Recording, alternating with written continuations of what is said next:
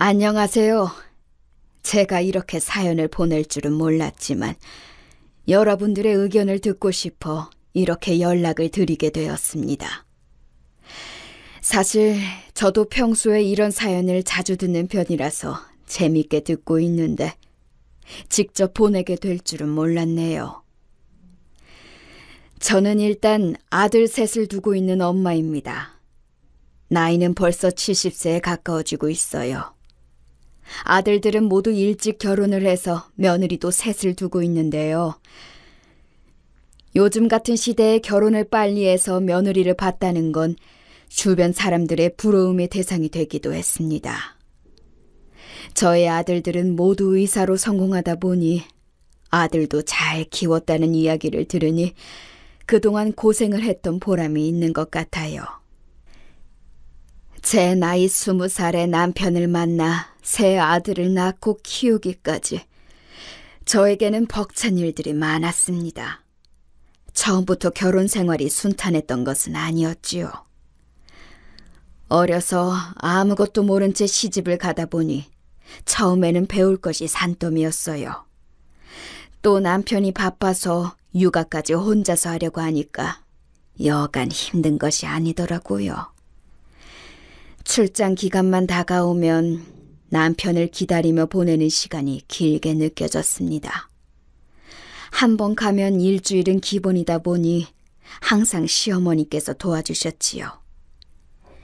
결혼을 일찍 하다 보니 주변에서는 걱정되는 목소리들이 많았지만 그래도 잘 도와주시는 시부모님 덕분에 잘 견뎌낼 수 있었어요. 다행히 부족한 저를 아껴주시고 항상 저를 챙겨주시다 보니 감사한 마음뿐이었어요. 원래 저 때만 하더라도 시어머님께 구박받고 또 시집살이를 하는 친구들이 많았기에 자연스럽게 주변에서도 시집을 잘 갔다고 이야기를 해주더라고요. 저는 결혼 생활을 행복하게 보낼 줄 알았습니다만 갑작스러운 사별로 인해 힘든 시간을 보낼 때도 있었어요. 남편은 평소 때와 같이 일을 나가고 저 또한 육아를 하면서 시간을 보내고 있었지요. 근데 갑자기 병원에서 연락이 오는 겁니다. 환자가 급한 상황이니 얼른 오는 것이 좋겠다고 말이죠.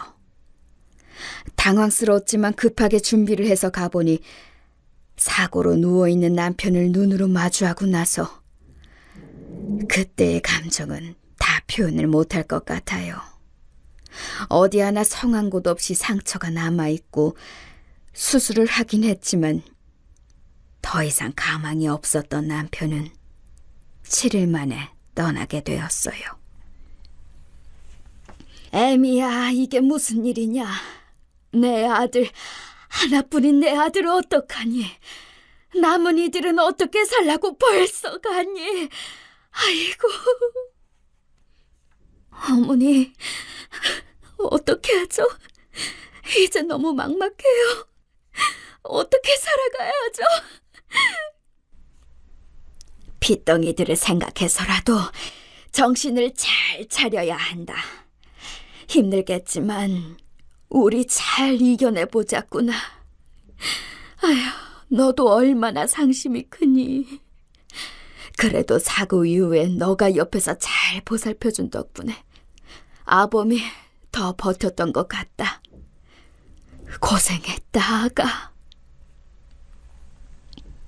자식을 잃은 슬픔에 빠져 힘든 시간이셨을 어머님 역시 저에게 오히려 위로를 더해 주셨지요.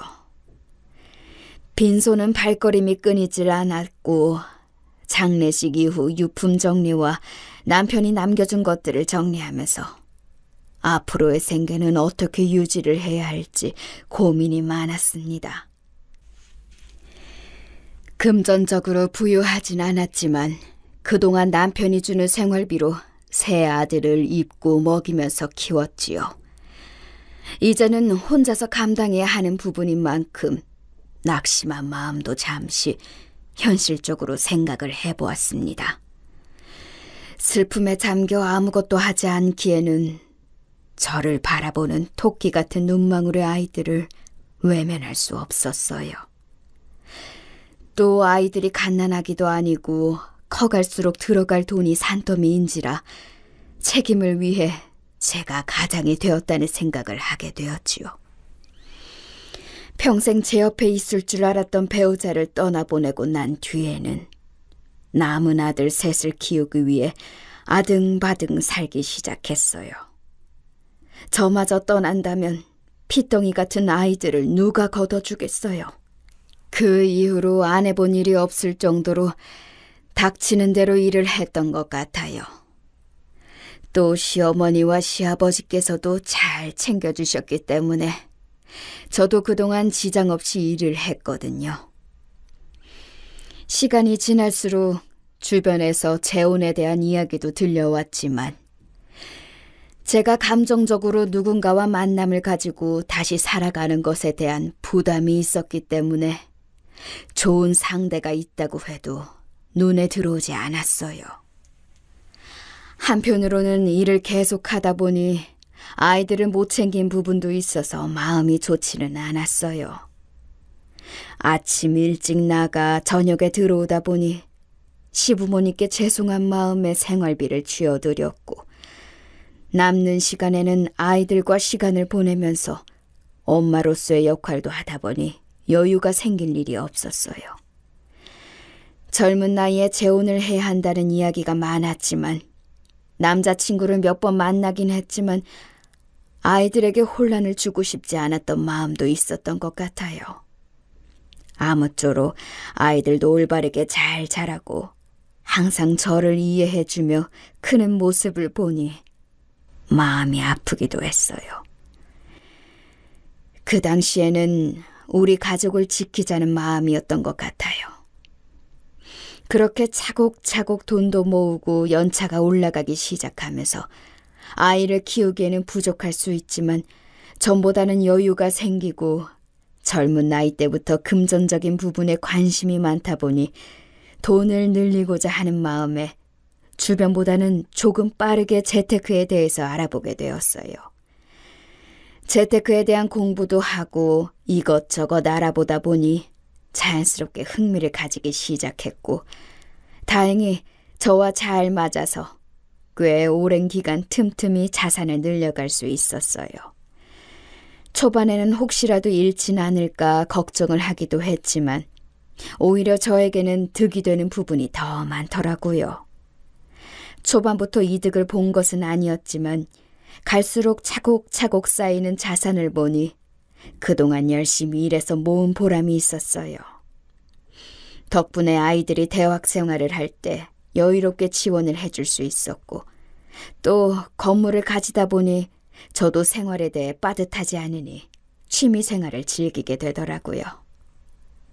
여행을 다니고 또 쇼핑도 즐기면서 제가 이런 것을 좋아했었구나 하고 느끼게 되고 행복을 느끼면서 살아가고 있었어요. 나이가 들기 시작하면서 제가 하고 있는 재테크들도 잘 되고 시부모님께도 챙겨드릴 수 있으니 감사했죠. 초반에 어려운 점도 있고 또 바쁘게 시간을 보내긴 했지만 1년 중 가장 제가 신경을 썼던 부분이 제사였어요. 남편 제사 그리고 시부모님이 돌아가신 이후 두 분의 제사까지 신경을 쓰고 있었어요. 남편이 외동으로 지냈던지라 이제는 시가에 남은 식구들이 남지 않아서 제가 따로 지내고 있었어요. 아무리 바빠도 제삿날이 다가오면 일정을 빼고 준비를 할 만큼 열심히 했는데 이것만큼은 아들들이 장가를 가더라도 꼭 지켜주었으면 하는 부분이 되었지요. 1년에 단 3번뿐이고 며느리들이 들어온다면 음식에 대해서는 스트레스를 줄 생각이 없었어요. 저도 며느리였으니까요. 집안일을 잘 하진 못했지만 그래도 시부모님이 잘 챙겨주셨던 그 기억으로 고생을 시키고 싶진 않지만 제사의 자리는 지켜주었으면 하는 마음이었어요. 여기에 어떤 분들은 결국 시집살이를 시키려는 건 아니냐라고 생각하실 수 있으나 저는 제사와 제 생일 이외에는 따로 왕래를 하면서 지낼 생각은 없었기에 이 정도는 며느리들이 도와주지 않을까 싶었어요.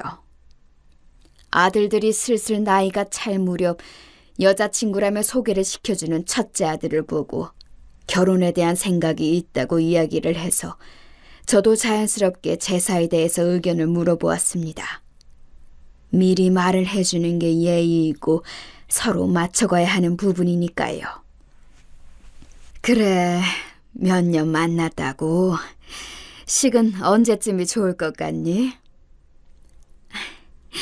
3년이에요, 어머님. 시기는 어머님이 좋으실 때 할게요. 그래, 아가. 참하고 예쁘니 좋구나. 아들에게 이야기를 들었을지 모르겠지만 우리 집안에는 제사가 있단다. 그 제사 때는 참여를 해주었으면 해. 그럼요, 어머니. 얘기 다 들었습니다. 도울 수 있는 일은 다 할게요, 어머니. 다행히 결혼 전 이야기를 나누었을 때 반응은 굉장히 긍정적이었어요. 저도 고마운 마음을 담아 그날 저녁을 근사한 곳에서 사주었고 이후에는 상견례를 하고 빠르게 결혼 준비를 하게 되었어요. 당시 첫째 아들에게 해줄 게 없을까 하고 제가 가지고 있는 건물 중 세를 주고 있는 곳에 집을 얻어주기로 했어요. 강남에 소유하고 있는 아파트, 너가 거기에 입주를 해서 살면 어떻겠니? 엄마가 그래 주신다면 감사하죠. 요즘 입주를 하는 것도 어렵고 대신 그냥 입주를 하는 것보단 제가 보증금 개념으로 모아둔 돈을 맡기도록 할게요. 어차피 집을 구하려고 했던 돈이니까요.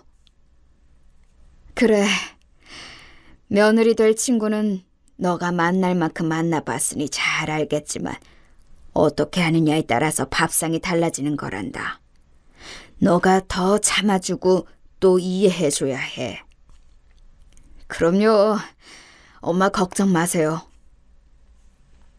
아들과도 잘 이야기가 되었고 결혼식까지 잘 마친 뒤 그렇게 첫째 아들 부부가 입주를 해서 살게 되었어요. 사실 저는 며느리를 부리고 싶어서라든지 집을 마음대로 드나든다든지 그럴 생각은 전혀 없었기 때문에 아들도 편하게 생활을 하는 것 같았어요. 문제는 그 다음 저희 시부모님 제사 때 일어났습니다. 제사가 다가오면서 며느리에게 연락을 했어요. 며느리가 들어오고 난 이후에 제가 준비를 하던 음식들도 주문으로 바꾸고 간단하게 할 만한 것들만 집에서 하기로 이야기를 했거든요. 그래, 세아가 잘 지냈니? 이번에 돌아오는 주에 제사 있는 거 알지? 네, 어머니, 알고 있죠. 근데 어쩌죠? 저희가 그날 일정이 있을 것 같아서요. 아유, 그러니? 하지만 결혼하고 첫 제사인데. 아유, 어머님, 그리고 저희 집안은 기독교 집안이라 사실 제가 아무것도 할 수 있는 게 없어서요. 음식은 다 준비를 해주신다고 해도 상 차려야 하고 또 치워야 하는 게 일인데 다 며느리가 해야 하는 일이잖아요.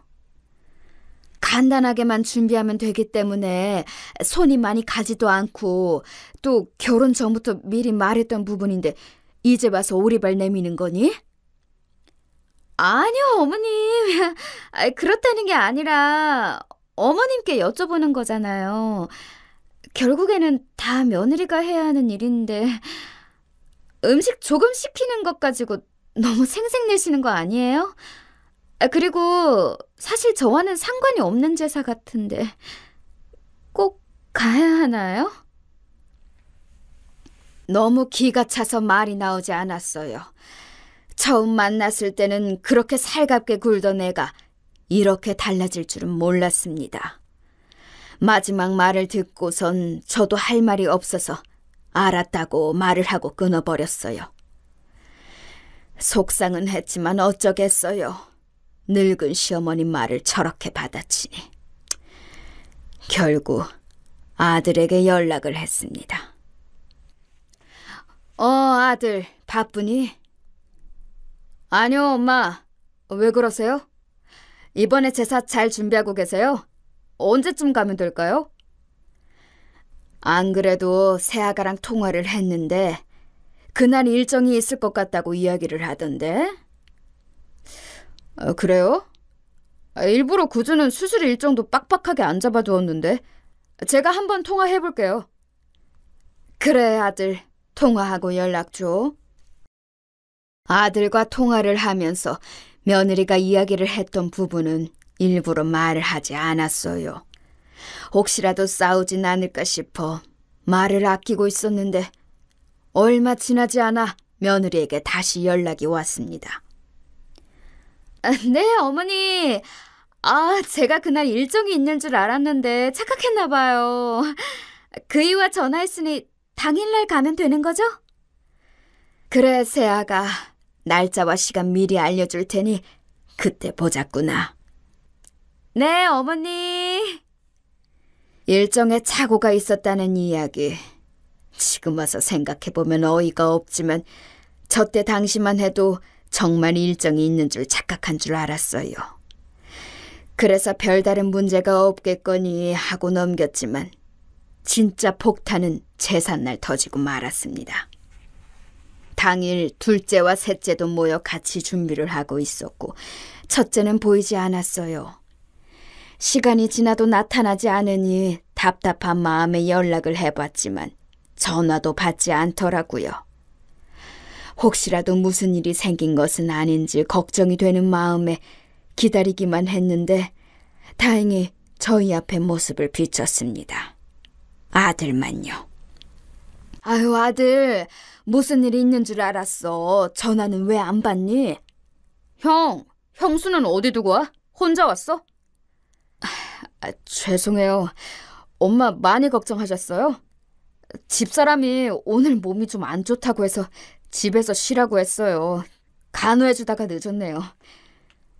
아유, 몸이 안 좋으면 말을 하지. 괜찮다. 아들이라도 왔으니 마저 준비하고 제사 지내자꾸나. 결국 며느리는 나타나지 않았고 아프다는 말에 아들 손에 꿀과 홍삼을 사서 보냈어요.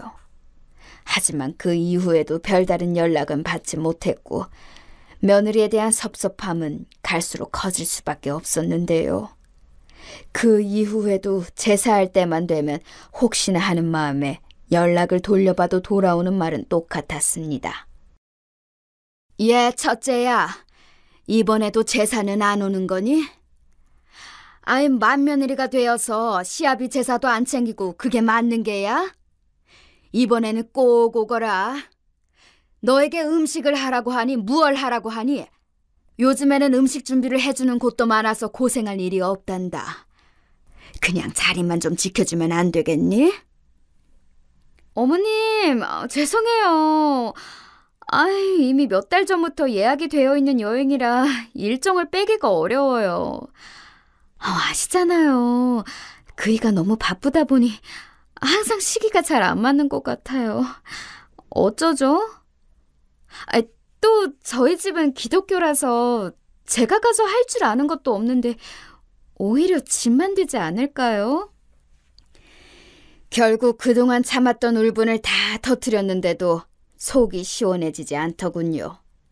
아무것도 할 줄 아는 것이 없으니 본인은 자리를 지킬 필요가 없다고 생각하는 것 같았어요. 게다가 여행까지 잡아두다니 아예 올 생각이 없었던 거죠.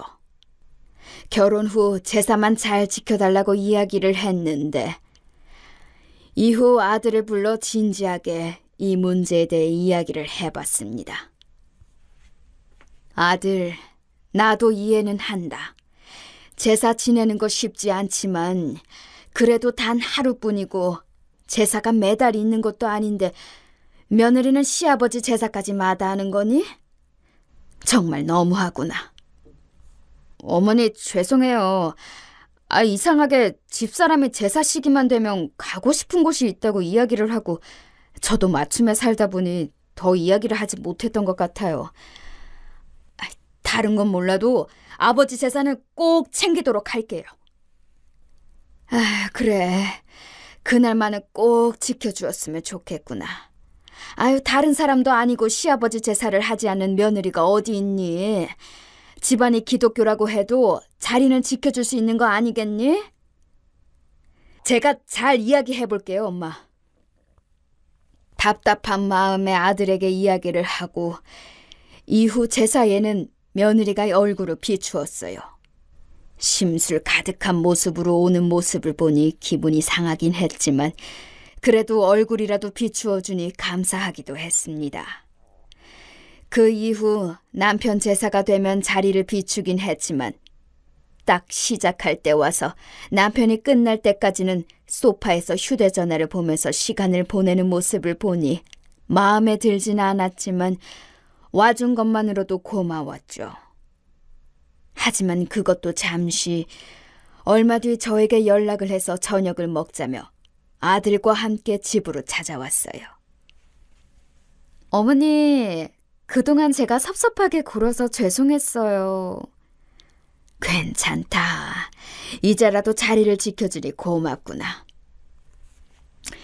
우리가 앞으로 잘할게, 엄마. 집사람이 고의는 아니었는데 자꾸 상황이 그렇게 되니 힘들었다더라고. 오늘 이 자리에서 서운했던 거 다 풀자. 먼저 찾아와 이야기를 해주니 저도 자연스럽게 마음이 풀렸고 매년 찾아오는 제삿날이 되면 매번은 아니었지만 한 번씩 얼굴을 비추는 모습이 좋았어요. 그 이후로 손주도 생기고 둘째까지 결혼을 하게 되면서 자연스럽게 식구가 늘었어요. 둘째 아들이 결혼을 준비하겠다고 데려온 아가씨와도 밥을 먹으며 제사에 대한 이야기를 나누었는데 당차게 할 수 있다는 이야기를 하니 마음이 놓였습니다. 사실 제가 바라는 것은 그거 하나밖에 없었거든요. 다른 분들은 어떻게 생각하실지 모르겠지만 그동안 남편 그리고 시부모님을 위해 제사를 드려왔던 것은 포기할 수 없는 부분이었거든요.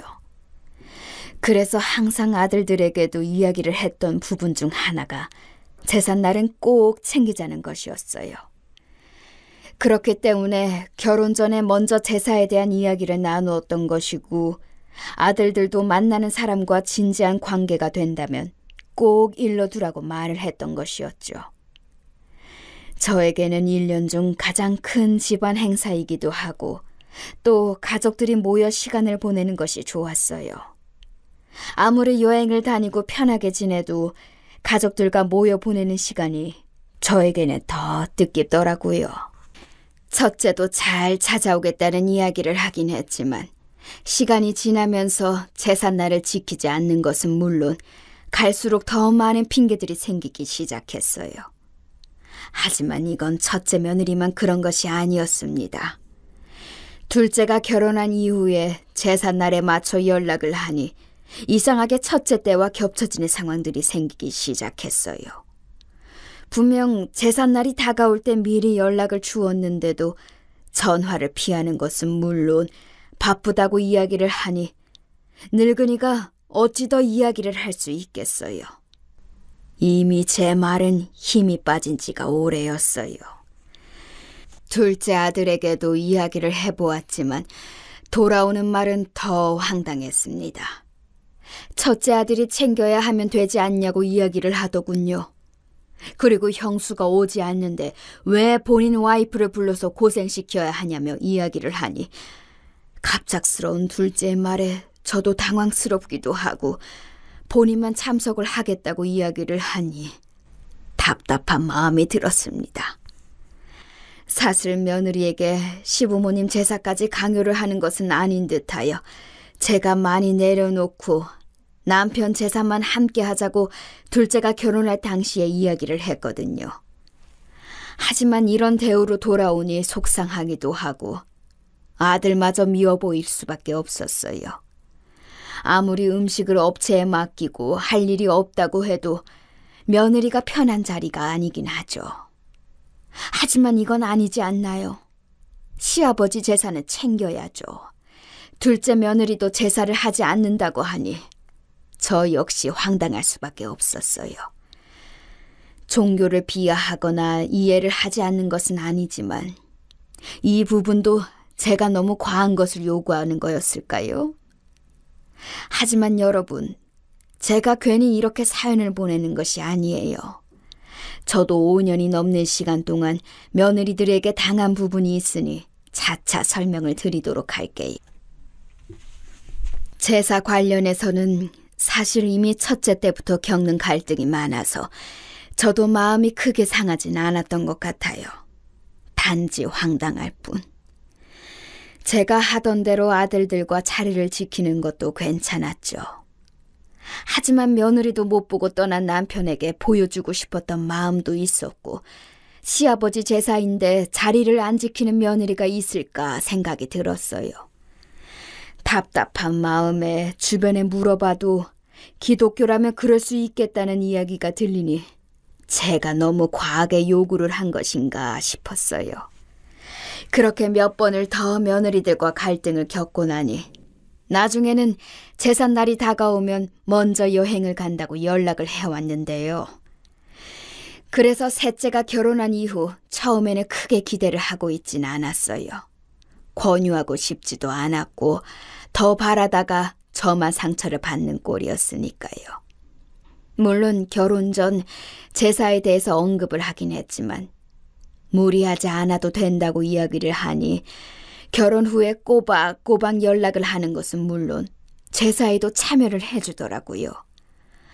물론 그때도 첫째와 둘째는 오지 않았습니다. 아들들만 오고 손주를 데리고 여행을 가니 제사 때는 언제 봤는지 기억이 가물가물할 정도예요. 아무리 제사를 할 줄 모른다는 이유로 항상 자리를 피하니 아들들만 와서 죄인처럼 앉아있는 모습이 가슴 아팠습니다. 셋째 며느리는 혼자인데도 불구하고 제사 때 저희 집에 오면서 직접 음식을 해오기도 했어요. 말을 하지 않아도 스스로 하는 모습을 보니 정말 예뻐 보였습니다. 사이도 좋았고요. 서로 선을 지키며 지내니 이런 게 제가 바란 시어미와 며느리의 모습이었는데 정말 기쁘더라고요. 제삿날이 되면 연락이 먼저 오고 막내만 유독 달라 보이니 점점 눈이 갈 수밖에 없었고 또 그만큼 챙겨주게 되었어요. 막내 며느리도 처음이라 초반에는 제게서 간단한 음식을 배우기도 하고 상차림에 대해서 익히는 모습을 보니 보기 좋았습니다. 첫째와 둘째는 여전히 제삿날에도 보이지 않았고 딱히 연락을 주는 일도 드물어졌어요.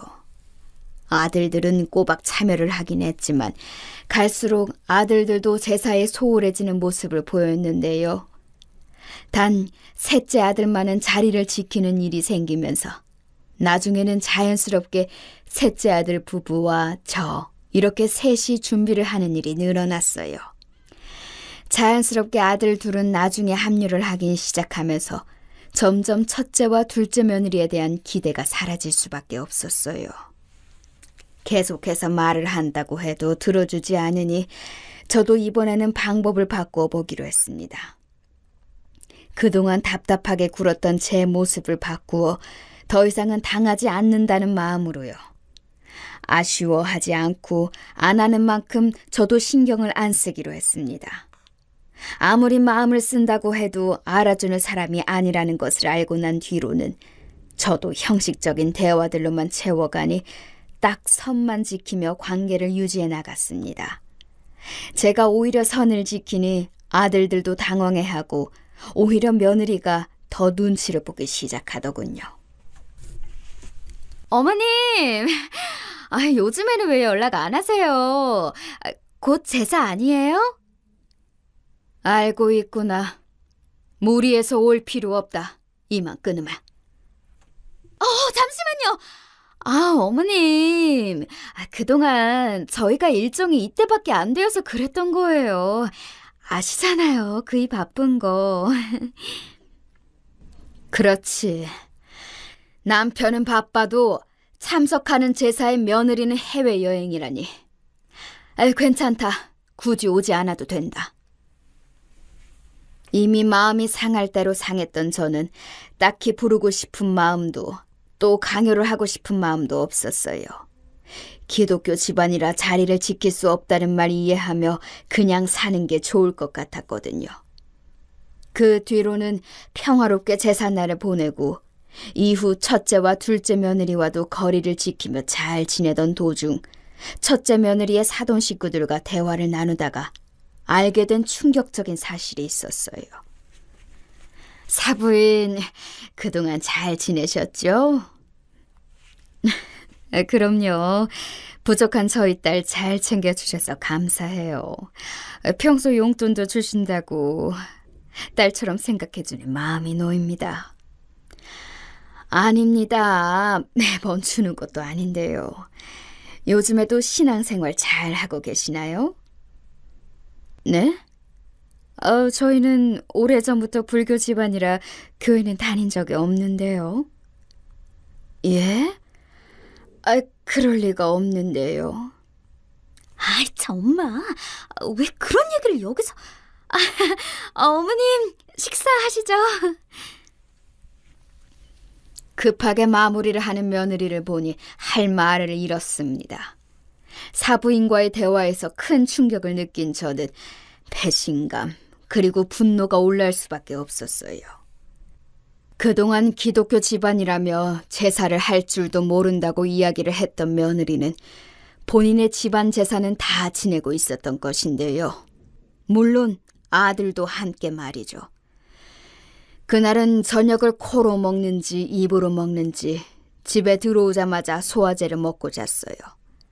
당황스럽기도 하지만 도대체 왜 그랬던 것인지 이해를 할 수 없었어요. 그동안 제가 해주었던 것들이 모두 물거품이 된 느낌이었습니다. 얼마나 제가 우스웠을지. 아들까지 그랬다고 생각하니 마음이 안 좋았어요.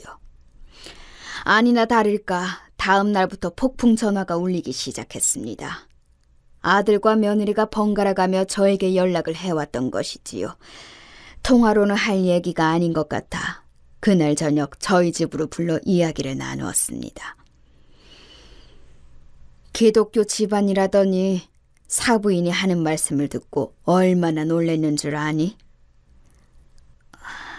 어머님, 그동안 속이려고 했던 것은 아니에요. 정말이에요. 믿어주세요. 그래요. 엄마 일부러 그랬던 건 아니에요. 너는 아들이 돼가지고 아버지 제삿날에 꼬박꼬박 오더니 이제는 제사가 끝날 무렵에나 보이고 그게 말이 되는 거냐? 요즘 수술도 많고 많이 바빠서 그랬어요. 죄송해요, 엄마. 맞아요. 요즘 잘 쉬지도 못하고 항상 바쁘다 보니 그런 거예요. 또 제가 종교를 속이려고 했던 게 아니라 남편도 바쁘고 또... 됐다. 그동안 너희에게 해주었던 모든 것들이 후회가 되는구나. 부모의 제사도 지키지 않는 너희에게 뭘 해줄 이유는 이제 없다. 엄마, 그게 무슨 소리예요? 저희도 그동안 자리를 아예 안 지킨 것도 아니었고 솔직히 혼자서 준비하셔도 충분하잖아요. 저희가 그렇게 큰 잘못을 했나요? 한두번 참여 못한 것 가지고 이렇게까지 하실 일이에요? 맞아요, 어머님. 솔직히 서운해요. 집 명의도 저희 이름으로 해주신 거 아니고 전세로 해주신 거잖아요. 요즘 의사 집안에 집을 안 해오는 사람 없어요. 솔직히 그동안 이야기 안 하려고 했는데 적어도 집은 해주시고 제사를 시키던 뭘 하든 하셔야 하는 거 아니에요? 며느리의 말에 기가 찼습니다. 그동안 제가 해준 것들은 까마득히 잊은 것 같았죠. 집 이야기가 나와서 말을 하는 것이지만 저는 그때 보증금 개념으로 시세보다 낮은 금액으로 입주를 시켜준 것이기 때문에 당시 아들이 모은 돈으로는 전셋집 구하기도 어려운 상황이었어요. 그래서 도와주고 자리를 잡아갈 때까지 용돈을 주기도 했지요. 지금이야 아들이 잘 되어서 자리도 잡고 개원을 하면서 받는 입장이 되었지만 솔직히 저는 그 돈이 없어도 생활하는 데는 문제가 없기 때문에 아쉬울 건 없었어요. 이후 첫째 아들 부부가 돌아갔고 저는 더 이상 제사에 대해서 첫째와 둘째에게 맡길 생각이 없었어요. 둘째 며느리도 결국에는 그 자리를 지키고 싶지 않아서 피하는 것이었으니까요. 결국 제가 아무리 잘 해주고 노력한다고 한들 달라지는 건 없을 것 같았어요. 하지만 아들들 중에서 가장 헌신하고 저를 도와주는 셋째와 막내 며느리는 달랐던 만큼 제가 보답을 해주어야겠다는 생각이 들더라고요. 문득 고마운 마음이 들기도 하고, 사실 첫째 아들에게 주기로 했었던 건물을 셋째에게 주는 게 낫겠다는 생각이 들어 이번 기회에 맡기기로 했어요. 제가 그동안 제사를 지내오면서 새 아들들을 두고 앞으로 제 남은 유산들을 어떻게 정리를 하면 좋을지 고민을 해왔어요. 제사를 가져가는 집에는 이만큼은 해줘야겠다는 생각을 가지고 있었기 때문에 자연스럽게 셋째 쪽으로 마음이 기울었습니다. 말이 되나요? 제사를 하기 싫다는 이유로 종교를 속이고 또 아들까지 저렇게 달라질 줄은 몰랐어요. 그리고 첫째 아들에게는 실망한 만큼 제가 그동안 해줬던 부분에 대해 다시 되돌려 받기로 했습니다. 너희가 결혼할 당시에 있었던 집은 세를 준 것이기 때문에 이번 연도에는 정리를 해주었으면 한다. 이제 하나씩 건물을 처분할 생각이야. 엄마, 갑자기 그게 무슨 소리예요? 우리는 어디로 가라고요? 손주들도 있는데 정말 너무하신 거 아니에요? 그 제사가 뭐라고 이렇게까지 하시는 거냐고요? 하나뿐인 너희 아버지를 기리는 날인데 그 하루도 시간을 내지 못하는 게 아들이니? 그리고 제사를 잘 지키는 대신 집을 내어주는 것이었지 약속을 지키지 않은 건 너희 부부잖니. 내 몇 년만 있어도 그 건물은 너의 명의로 바꾸어줄 생각이었다고? 제 명의로요? 정말요, 어머니? 지금 그 집 시세만 해도... 그럼 그냥 제사 저희에게 맡기세요. 저희가 할게요, 어머니. 그동안 제가 바빠서 잘못 갔던 거 아시잖아요. 그 전에는 저도 꼬박꼬박 참석했는데 이제 와서 마음을 바꾸시면 어떡해요. 그동안 마음 상하신 거 다 알죠. 하지만 저 처자식도 있는 거 아시잖아요. 너가 와서 거두는 게 뭐 하나라도 제대로 된 게 있다면 말해봐라. 다 업체에서 준비한다고 해도 제 시간에 와서 거들어주는 날이 있었는지 초반에 잘 챙겼던 거 알고 있지. 하지만 그것도 집을 받기 위해서 챙기려는 거 내가 모를 줄 알았니? 그 집 유지하고 싶으면 시세에 맞춰서 전세금을 더 주던가 아니면 이사해라. 그동안에 당한 부분이 있으니 저는 그동안 쌓아왔던 울분을 터뜨리기 시작했어요. 사실 아들에게 저렇게까지 말할 일은 아니었지만 참을 수 없더라고요. 남편이 이 모습을 본다면 속상해할 수 있겠지만 아들 도리도 못하는 녀석에게 더 이상 베푸는 건 없었습니다. 여러분들이 보기에도 제가 나쁜 시어머니, 엄마인가요? 첫째 아들과의 이야기가 끝난 이후에는 며느리에게 전화가 오기 시작했습니다. 결과는 뻔했죠. 아들이 다 얘기를 했는지 문자로도 계속 연락이 오더라고요. 첫째에 이어 둘째까지 연달아 연락이 오는데 둘째는 뭐가 찔렸는지 전화를 받자마자 이번 제사 때에는 꼭 참여를 하겠다고 이야기를 하더라고요. 엄마, 많이 화나셨어요? 이번에 형한테 이야기 들었는데 엄마가 화가 많이 나셨다면서요. 저희는 저라도 제삿날에 잘 챙겼는데 올해부터는 와이프도 같이 가자고 이야기를 해볼게요. 그럴 필요 없다. 아들 도리 안 하겠다고 하는데 내가 굳이 하라고 붙이길 생각은 없고 앞으로 제사에 대해서 어떻게 할지는 다 같이 모여 의논해보도록 하자꾸나. 그때 다시 이야기하자. 짧은 전화통화를 하고 난 뒤에는 셋째에게 연락을 해서 잠시 집으로 오라고 이야기를 했어요. 건물에 대한 이야기를 하기 위해서 미리 준비를 해둔 서류를 보며 제가 하는 선택이 맞을 거라고 생각했어요. 왜냐하면 첫째와 둘째를 보고 느꼈거든요. 아들 셋을 키우면서 그동안 잘 키운다고 생각했지만 씁쓸하긴 해도 아닌 건 아니라는 것을 보여주어야 했기 때문에 셋째에게 건물을 주기로 생각한 것도 있었어요. 셋째가 저희 집을 찾아온 날 손에 바리바리 무얼 싸들고 온 것을 보니 첫째와 둘째 때문에 상했던 기분이 사그라들었어요. 오자마자 저에게 무슨 일이 있냐며 형들이 엄마에게 들은 이야기 없냐면서 연락을 해왔다더라고요. 별일은 아니고 그동안 첫째 며느리가 기독교 집안인 줄 알았는데 거긴 불교 집안이라더라.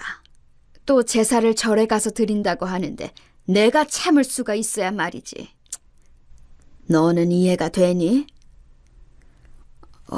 그런 일이 있었어요? 그건 형수가 잘못한 일이네요. 엄마가 마음이 많이 상하셨겠어요. 그래서 이번에 정리하는 김에 형들도 자리를 잡았으니 엄마가 처음에 해주었던 집은 다 처분을 하려고 한다. 아니면 제 값대로 돈을 더 받을 생각이야. 제 결정에 셋째 아들은 놀랐는지 저에게 조금만 더 생각을 해보라고 이야기를 하더군요. 형들이 밖으로 나가게 되면 조카들도 걱정이라고 했지만 사실 아들들 벌이가 안 좋은 게 아니거든요. 충분히 집을 살 정도는 되기 때문에 저도 과감하게 결정을 했던 부분이고 받았던 돈은 돌려줄 생각이라서 문제가 되는 부분은 없었어요. 그 부분까지 생각을 하고 있다고 하니 셋째 아들은 형들 편을 들다가 나중에는 제 결정을 존중해준다고 이야기를 해주었고요. 당황한 듯 했지만 형들도 그동안 제삿날을 잘 지키지 않았던 것도 있으니 본인들이 무덤을 판 것이라고 이야기를 해서 오늘의 만남 목적이었던 건물 이야기를 꺼냈습니다. 형들은 그랬지만 유일하게 셋째 너는 매년 제사를 돕고 막내 며느리까지 잘 챙겨주니 항상 고마운 마음을 가지고 있었어. 그래서 이번에 너희에게 부탁을 하나 할까 한다. 뭔데요, 엄마? 어떤 부탁이실까요, 어머님? 큰 건 아니지만 내가 가지고 있었던 건물을 며느리에게 증여해 주려고 하는데 괜찮겠니? 세금 부분에 대해서도 미리 내가 다 알아봤단다. 너희 집 근처에 있으니 관리를 하기 어렵지 않을 거야. 어머님, 그건 저에게 너무 큰 것 같아요. 당연한 일을 한 것뿐인데. 지 아비 제삿날도 소홀하게 생각하는 자식들도 있는데 너만은 쭉 그 자리를 지켜주었잖니. 고마운 마음에 주는 것이니 너희도 미리 유산 받는다고 생각하고 가지고 있었으면 좋겠구나. 그리고 그 건물은 아버지 보험금으로 샀던 건물이란다. 그만큼 뜻이 있기 때문에 더 너에게 주고 싶은 마음이 있어. 아버지도 그걸 바라실 것 같고. 내가 죽은 이후에도 재산은 너희라면 믿고 맡길 수 있을 것 같아서 그래. 받아주렴. 충분한 이유를 설명하고 돌아간 셋째 아들과 막내 며느리는 마지막까지 사양하며 저에게 오히려 설득을 했는데요. 저와 대화가 통하지 않자 결국에는 받기로 하고 집으로 돌아갔습니다. 막내 며느리에게 건물을 증여한 뒤로 제삿날은 정말 진풍경이 따로 없었어요. 그렇게 부르지 않아도 오지 않았던 며느리들이 와서 음식을 준비하고 있는 게 아니겠어요? 그토록 부탁을 할 땐 오지도 않았던 며느리들이 와서 그러고 있는 모습이 저에게는 더 가식처럼 느껴질 수밖에 없었어요. 그렇게 바쁘다더니 이번 연도에는 다 함께 보내게 되는구나. 어머님, 진작 이렇게 했어야 했는데 그래도 다 같이 모이니까 너무 좋네요. 그러니까요. 매년 바쁘다 보니 이제서야 모이네요. 매년 이렇게 하면 되겠어요. 너희가 다 모였으니 여기서 이야기를 하는 것이 좋겠구나. 앞으로 제사는 나와 셋째가 맡아서 하고 나중에 내가 죽거든 계속해서 제사는 셋째 집에서 하게 될 거야. 동서 괜찮겠어? 이런 거 정말 잘 생각하고 해야 한다. 나중에 못하겠다고 하면 안 돼. 여기서 제대로 할 수 있는 사람은 나 아니겠어? 내가 손윗사람이기도 하고 동서는 아직 배울 점이 많잖아. 너가 할 줄 아는 게 뭐가 있니? 막말로 막내보다 너가 제사에 와서 한 게 더 없잖니. 와도 인사하고 애들 맡기기나 하고 바빠서 못 온다고 하고 그런 너에게 어떻게 안심하고 맡길 수 있겠니? 이미 결정한 일이니 아무도 토달지 말거라. 그리고 그냥 맡아서 하라는 거 아니다. 셋째 집 근처에 있는 건물 물려주는 조건으로 하는 거다. 건물이요, 어머님? 역시 건물이라는 얘기의 눈빛 자체가 달라지더군요. 그 모습을 보니 있던 전까지 떨어지는 것 같았습니다. 저를 완전히 물주로 본 듯한 느낌이 들었어요. 한참을 자기가 할 수 있다고 이야기를 하던 첫째 며느리, 왜 막내에게만 건물을 주냐는 첫째 아들, 둘째는 그저 아무 말도 하지 않고 묵묵히 자리를 지키고 있었죠. 아우, 형들 정말 왜 이래? 그동안 형들이 제사날 어떻게 했는지 기억 안 나? 평소에 연락이라도 자주 해? 항상 아쉬울 때 와서 이러는 게 자식이야! 야, 네가 뭘 안다고 떠들어? 너보단 내가 더 오래 효도했어. 이제서야 자리를 잡은 너보단 낫다고, 알아? 맞아. 네가 뭘 알아? 넌 네 와이프가 건물 받았으니 끝이지? 아주 좋겠다. 이걸 노려서 그동안 제사에 힘쓴 거지? 넌 이미 알고 있었지? 너가 제일 괘씸한 녀석이야. 다들 그만해. 제삿날 이게 뭐하는 짓들이야. 다들 돌아가고 앞으로 제사 때는 볼 일 없을 거다. 평상시에도 연락하고 싶지 않으면 그렇게 해. 그리고 첫째와 둘째는 집 어떻게 할 것인지 정해서 다시 찾아와. 결국 형제들의 싸움으로 마무리가 되고 저도 마음이 좋지 않은 채로 제삿날을 보내게 되었어요.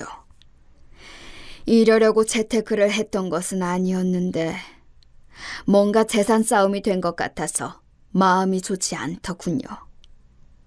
여러분들이었다면 어떻게 하셨을 것 같나요? 저는 제가 이상한 것인지 그동안 속은 것도 억울하고 한편으로는 제가 너무 심하게 한 건 아닌가 딱하기도 합니다. 마음을 굳게 먹어야 하는 것인지 나가라고 하는 건 아니라도 그냥 두어야 할지 자꾸 마음이 약해지는 것 같아요. 사실 그동안 아예 못해주었던 건 아니었지만 아들들이 결혼하고 달라지는 모습을 보니 저도 당황스러웠던 것은 사실이에요. 매번 제삿날을 잘 지켜주었는데 시간이 갈수록 바쁜 일로 빠지고, 물론 빠지니까 그럴 수 있지만 여러 번 그런 일들이 반복되다 보니 저도 모르게 서운했던 건 어쩔 수 없는 것 같아요. 며느리들도 지금 와서 생각해보면 의사 아들과 결혼을 하기 위해서 뭐든 다 괜찮다고 이야기를 했던 것 같기도 하고요. 하지만 기독교 집안이라고 속인 것은 정말 괘씸한 거 아닌가요? 막내에게 건물을 주고 하나씩 가지고 있는 것들을 처분하다 보니 마지막으로 결정하지 못한 게 바로 두 아들의 아파트인데요.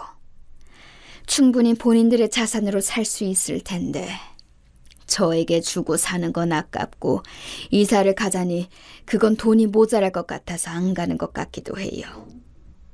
이런 상황에서 어떤 결정을 해야 현명할 수 있을까 고민을 하고 있다가 결국 저는 셋째에게 모든 명의를 양도하기로 했습니다. 두 아들들에게 세를 받아서 살라고 이야기를 했지요. 제가 예상했던 대로 난리가 났습니다. 엄마, 정말 너무하신 거 아니에요? 저희는 아들도 아니라는 소리 아닌가요? 너희를 최대한 배려해서 집에서 살 수 있도록 해주는 것인데 이게 아들도 아니라는 뜻이니? 막말로 너희는 자식이 된 도리도 잘 지키지 못하면서 내게 이런 말하는 처지는 되는지 생각을 해봤으면 좋겠구나. 두 집 모두 밖으로 내쫓기고 싶지 않으면 아무 말 하지 말고 새들어서 살다가 기간 만료되면 이사가. 그 뒤로 궁시렁거리는 소리가 들리긴 했지만 제 결정을 바꿀 생각은 없었어요. 이후에는 며느리들이 번갈아 가면서 전화가 오다 보니 머리가 아파 그날은 두통약까지 먹었네요. 평소에는 연락도 잘 안 하다가 이제는 연락을 해와서는 왜 우리는 안 되냐며 이야기를 하는 모습을 보니 이게 맞나 싶었어요. 제가 이런 결정을 하는 것이 잘못된 길일까요? 물론 건물을 제외한 유산들은 새 아들에게 똑같이 배분을 하려고 합니다. 앞으로 제가 얼마나 살지 모르겠지만 그래도 살아있는 동안에는 아들들에게 동일하게 챙겨주고 싶었어요. 막상 이런 일이 생기니 당황스럽기도 하고 한편으로는 마음이 좋지 않더라고요. 물론 이렇게 생각하실 수 있어요. 그 제사가 뭐라고 이렇게까지 하는지. 남편을 일찍 여의고 나서 제가 늘 지켜왔던 부분이기도 하고 시부모님 제사는 혼자 지내고 있기 때문에 초반에는 제가 과하게 생각했던 건 맞지만 지금은 아니거든요. 시아버지 제사는 지내야죠. 게다가 종교까지 속이며 본인 집안 행사는 다 챙겼는데 이 부분에 대해서 여러분들도 공감해 주실 거라고 생각하는데요. 사실 저는 저희 시부모님처럼 아이들에게 잘해주고 싶은 마음이 더 컸어요. 그래서 집도 시세보다 싸게 내주고 용돈도 주는 등 저는 바란 건 딱 하나였습니다. 다른 건 다 어떻게 하든 상관이 없었거든요. 근데 막상 이렇게 일이 되어버리니 건물을 셋째에게 주는 것을 결정했는데 이것만으로는 제 마음이 풀리지 않는 것도 답답했거든요. 그 이후로는 저를 위한 계획을 세우기 시작했어요. 과감하게 지원하던 부분들까지도 끊어버리게 된 것이죠. 첫째와 둘째는 모두 아이가 있는데 제 손자, 손녀들은 부족함 없이 키우고 싶어서 항상 용돈을 주고 또 학원비를 제가 내주고 있었는데 금전적인 부분은 다 끊었어요. 이 부분에 대해서 오해를 하실 수도 있는데 충분히 첫째 벌이로는 보낼 수 있는 학원이에요. 제가 부담을 덜어주고 싶은 마음이라기보단 할머니로서 해주고 싶은 마음이었는데 이 부분도 이야기를 하자마자 노발대발 하면서 연락이 왔어요. 정말 너무한 거 아니냐는 말이 들릴 때마다 제 생각은 한 번이나 해봤는지 물어보고 싶더라고요. 처음에는 화를 내면서 이야기를 하던 아들이 뭔가를 뉘우친 것인지 일주일 이후 저를 찾아와서 이야기를 했어요. 엄마, 속상하신 건 알겠어요. 하지만 단번에 이렇게 다 끊어버리시면 저희 가정은 어떻게 하라고요? 그래서 집은 남겨두었잖니. 계약 기간은 막내가 연장을 해줄 테고 생활비도 충분하면서 학원비 끄는 거 가지고 왜 그러니? 엄마, 제가 그렇게 벌어도 돈이 하나도 없어요. 저도 이번에 알았어요. 아들 좀 살려줘요. 정말 깜짝 놀랐습니다. 제가 그동안 모르고 있던 사실이 있었던 것이었죠. 뭔가 싶었는데 첫째 며느리가 명품이고 피부과고 한 달에 지출하는 금액만 해도 1,000만 원 단위를 넘어간다더라고요. 너무 놀라 아들에게 더 자세한 이야기를 들어봤어요. 그게 무슨 얘기야? 돈이 없다니. 그동안 모아둔 돈이 하나도 없단 말이야? 얼마 전에 통장 내역 보고 알았어요. 저도 염치가 있지 엄마한테 그렇게 말하고 얼마나 후회했는지 몰라요. 제가 잘못했어요. 엄마, 생활만 되게 조금만 도와주세요. 그동안 10년이 넘는 시간 동안 모아둔 돈이 얼마 되지 않는다는 이야기를 듣고 나서는 그제서야 알았습니다. 제대로 일이 꼬이고 있다는 사실을요. 그래서 첫째 며느리에게 연락을 해봤어요. 네, 어머님. 무슨 일이세요? 생각 바뀌셨어요? 너는 그동안 돈 관리를 어떻게 한 거니? 첫째 왔다 갔다. 통장 내역에 찍히는 돈이 그게 다니? 어머님도 아이를 키워보셔서 아시겠지만 정말 돈이 장난 아니게 들어가요. 그래서 저도 이번에 막내 동서가 건물 받았다는 이야기 듣고 사실 엄청 서운했거든요. 그 집은 애기도 없는데 돈 나갈 때가 뭐 그리 많다고. 그리고 도련님도 잘 나가시잖아요.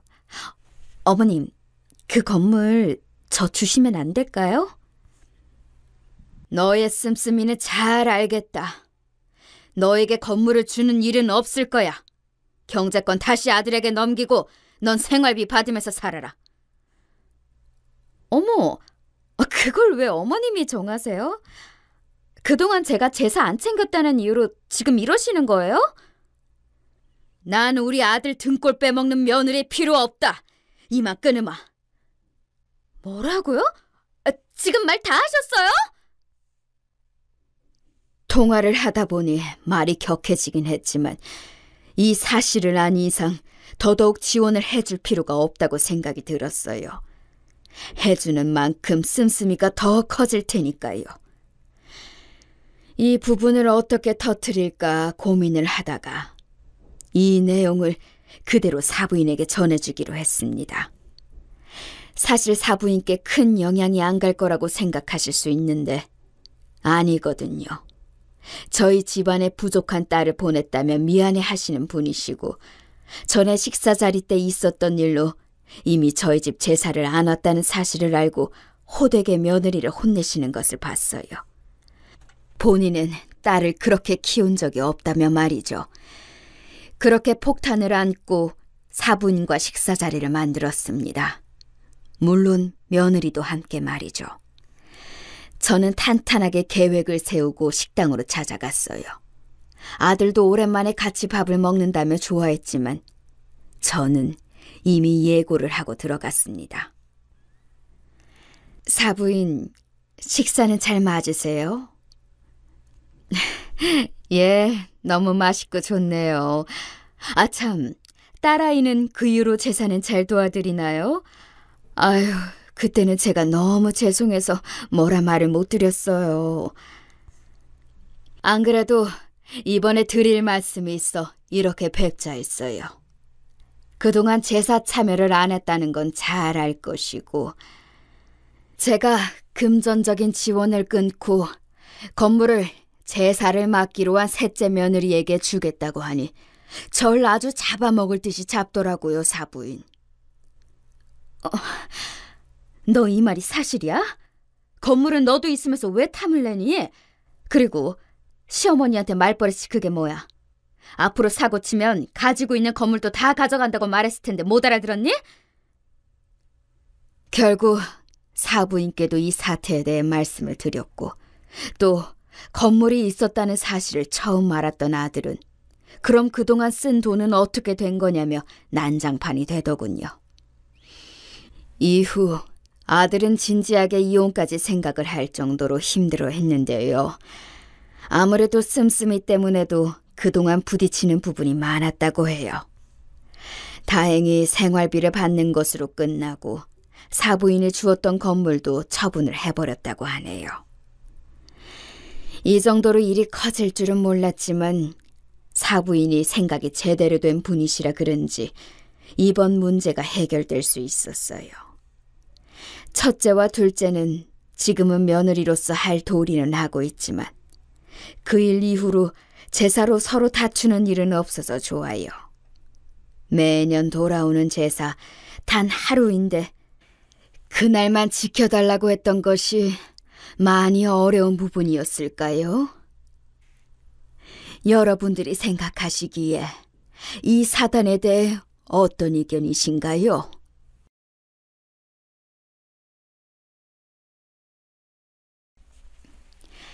안녕하세요. 저는 현재 40대 주부로서 꽤 힘든 갈림길에 서 있는 사람이에요. 애 하나 낳아서 겨우 키우고 있는데 참 결혼 생활이란 게 너무 어렵네요.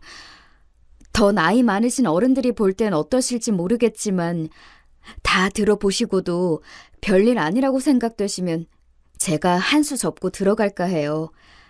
하지만 아마 어느 세대가 봐도 이건 네 마음대로 하라고 말하지 않을까 싶은데요.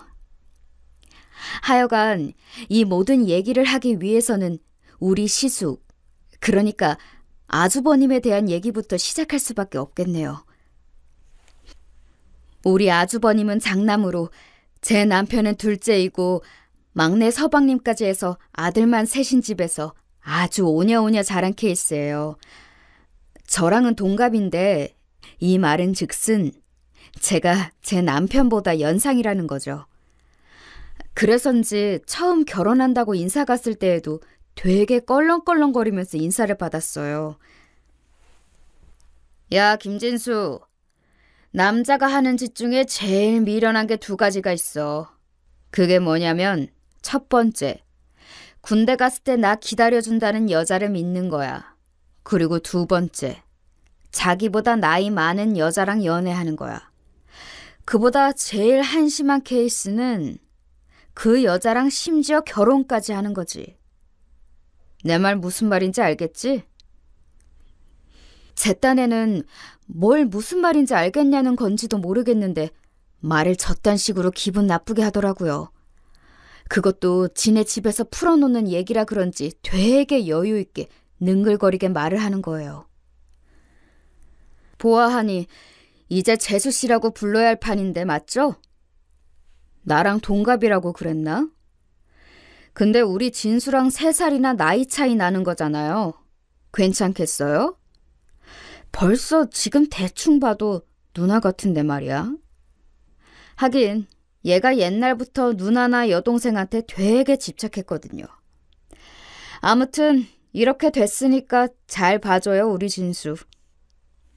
요렇게 얄밉게 말을 하고는 제가 선물이랍시고 사간 백화점 떡을 갖다가 맨손으로 쏠랑 집어먹고 사라지는 거 있죠? 그 꼴이 얼마나 뵈기 싫던지 몇 날 며칠을 그 모양새가 잊혀지질 않아서 앓고 또 알았답니다. 왜 제가 예비 시댁 인사를 가서 시부모님보다 시숙한테 저런 취급을 받아야 하나 했어요. 또 답답했던 건 어머니와 아버님은 옆에서 아무 말도 않고 그냥 듣고만 계시더군요. 심지어 어머니가 한술 더 뜨시는 거예요. 그리고 비로소 어머니 말에서 아주버님이 마구잡이로 해댔던 말의 의미를 알게 되었죠. 민수 말이 하나도 틀린 건 없어. 봐봐. 나도 네 아빠보다 나이가 7살 어리잖냐.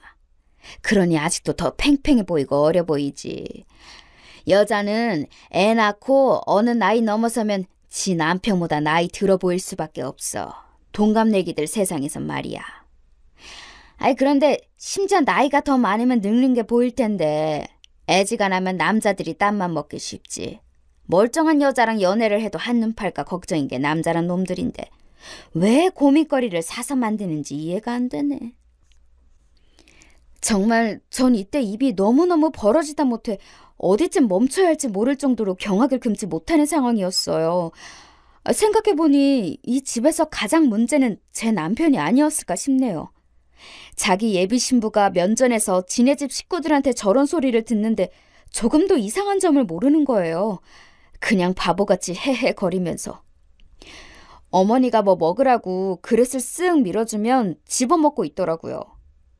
그런데 저희 엄마는 보통 깐깐한 편이 아니라서 이런 부분을 꽤 역지사지로 잘 돌려주는 편이었어요. 심지어 상견례 때에는 아주버님과 우리 엄마 간에 팽팽한 기싸움이 생기면서 어머니가 도중에 말릴 정도였답니다. 사돈어른, 우리 민수가 딱히 나쁜 뜻으로 한 말이 아닌데 너무 그렇게 정색을 하시는구랴. 초면인데 다들 좋게 좋게 알아가자고 만난 거 아니에요? 그럼 좀 어른스럽게 넘어가자고요. 네?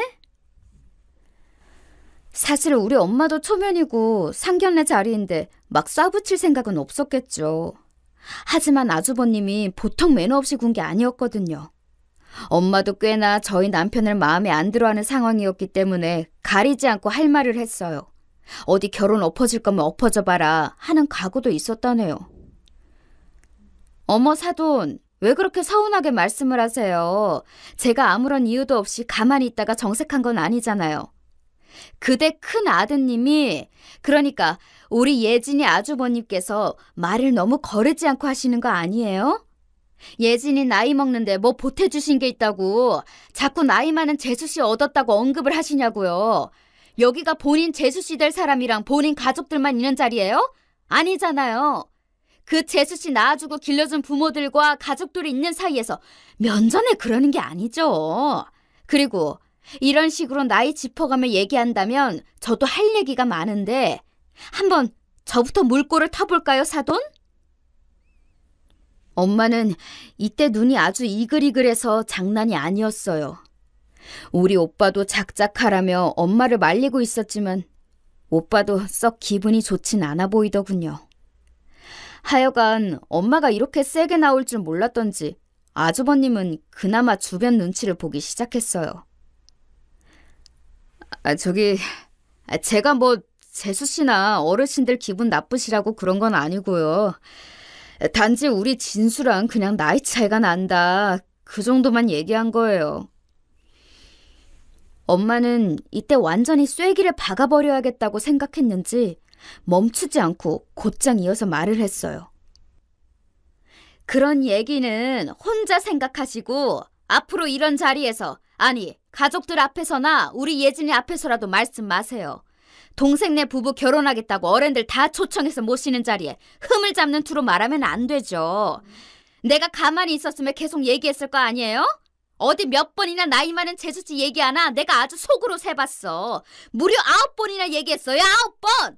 10번 채우기 전에 내가 얘기한 거라고 지금. 점점 흥분하며 목소리 높아지는 엄마를 보며 참 어이없게도 우리 시부모님이나 막내 도련님은 되게 불쾌하던 표정을 짓더라고요. 면전에서 자기네 그 죽고 못 사는 장남 너무 오냐오냐 키워놔서 저렇게 똥오줌도 못 가리는 장남 야단을 치고 있으니 기분이 나빴겠죠.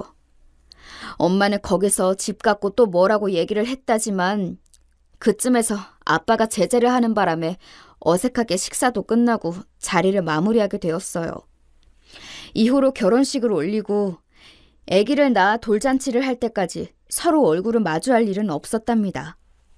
엄마도 우리 어머니도 아주 기를 쓰고 서로 안 보겠다고 난리였어요. 어머니도 저한테 아주 대놓고 뭐라 하시더군요. 아니, 사람을 앞에 앉혀놓고 그렇게 무한하게 남의 집 아들을 야단치는 게 어딨어? 자기 딸만 귀하냐고. 예진이 너 똑바로 알아둬야 해. 우리 민수 말이야 아주 귀한 애라고. 애가 안 들어서 내가 그렇게 빌고 빌며 얻어낸 귀한 아들이란 말이야. 얘가 태어난 게 얼마나 복인지 알아? 얘 때문에 뒤이어 내가, 아니 이 김씨 집안이 줄줄이 아들들을 주렁주렁 얻은 거야. 네 남편 진수며 막내 윤수까지 말이야. 어떻게 그렇게 남의 집 자식을 갖다가 생무시를 하는 말을 해? 하여간 어머니는 이런 식으로 감정의 골이 깊어서 모든 근원지는 본인 아들에게 있었다는 걸 정말 눈꼽만큼도 생각하고 싶어하지 않았어요. 오죽 귀한 아들이었으니까 말이에요. 사실 결혼 전에도 이처럼 일들이 많았는데 뒤로 갈수록 점점 더 심해진다는 건 당연한 수준이 아닌가 싶어요. 결혼 생활 몇 년 하고 나니 이제 알겠더라고요.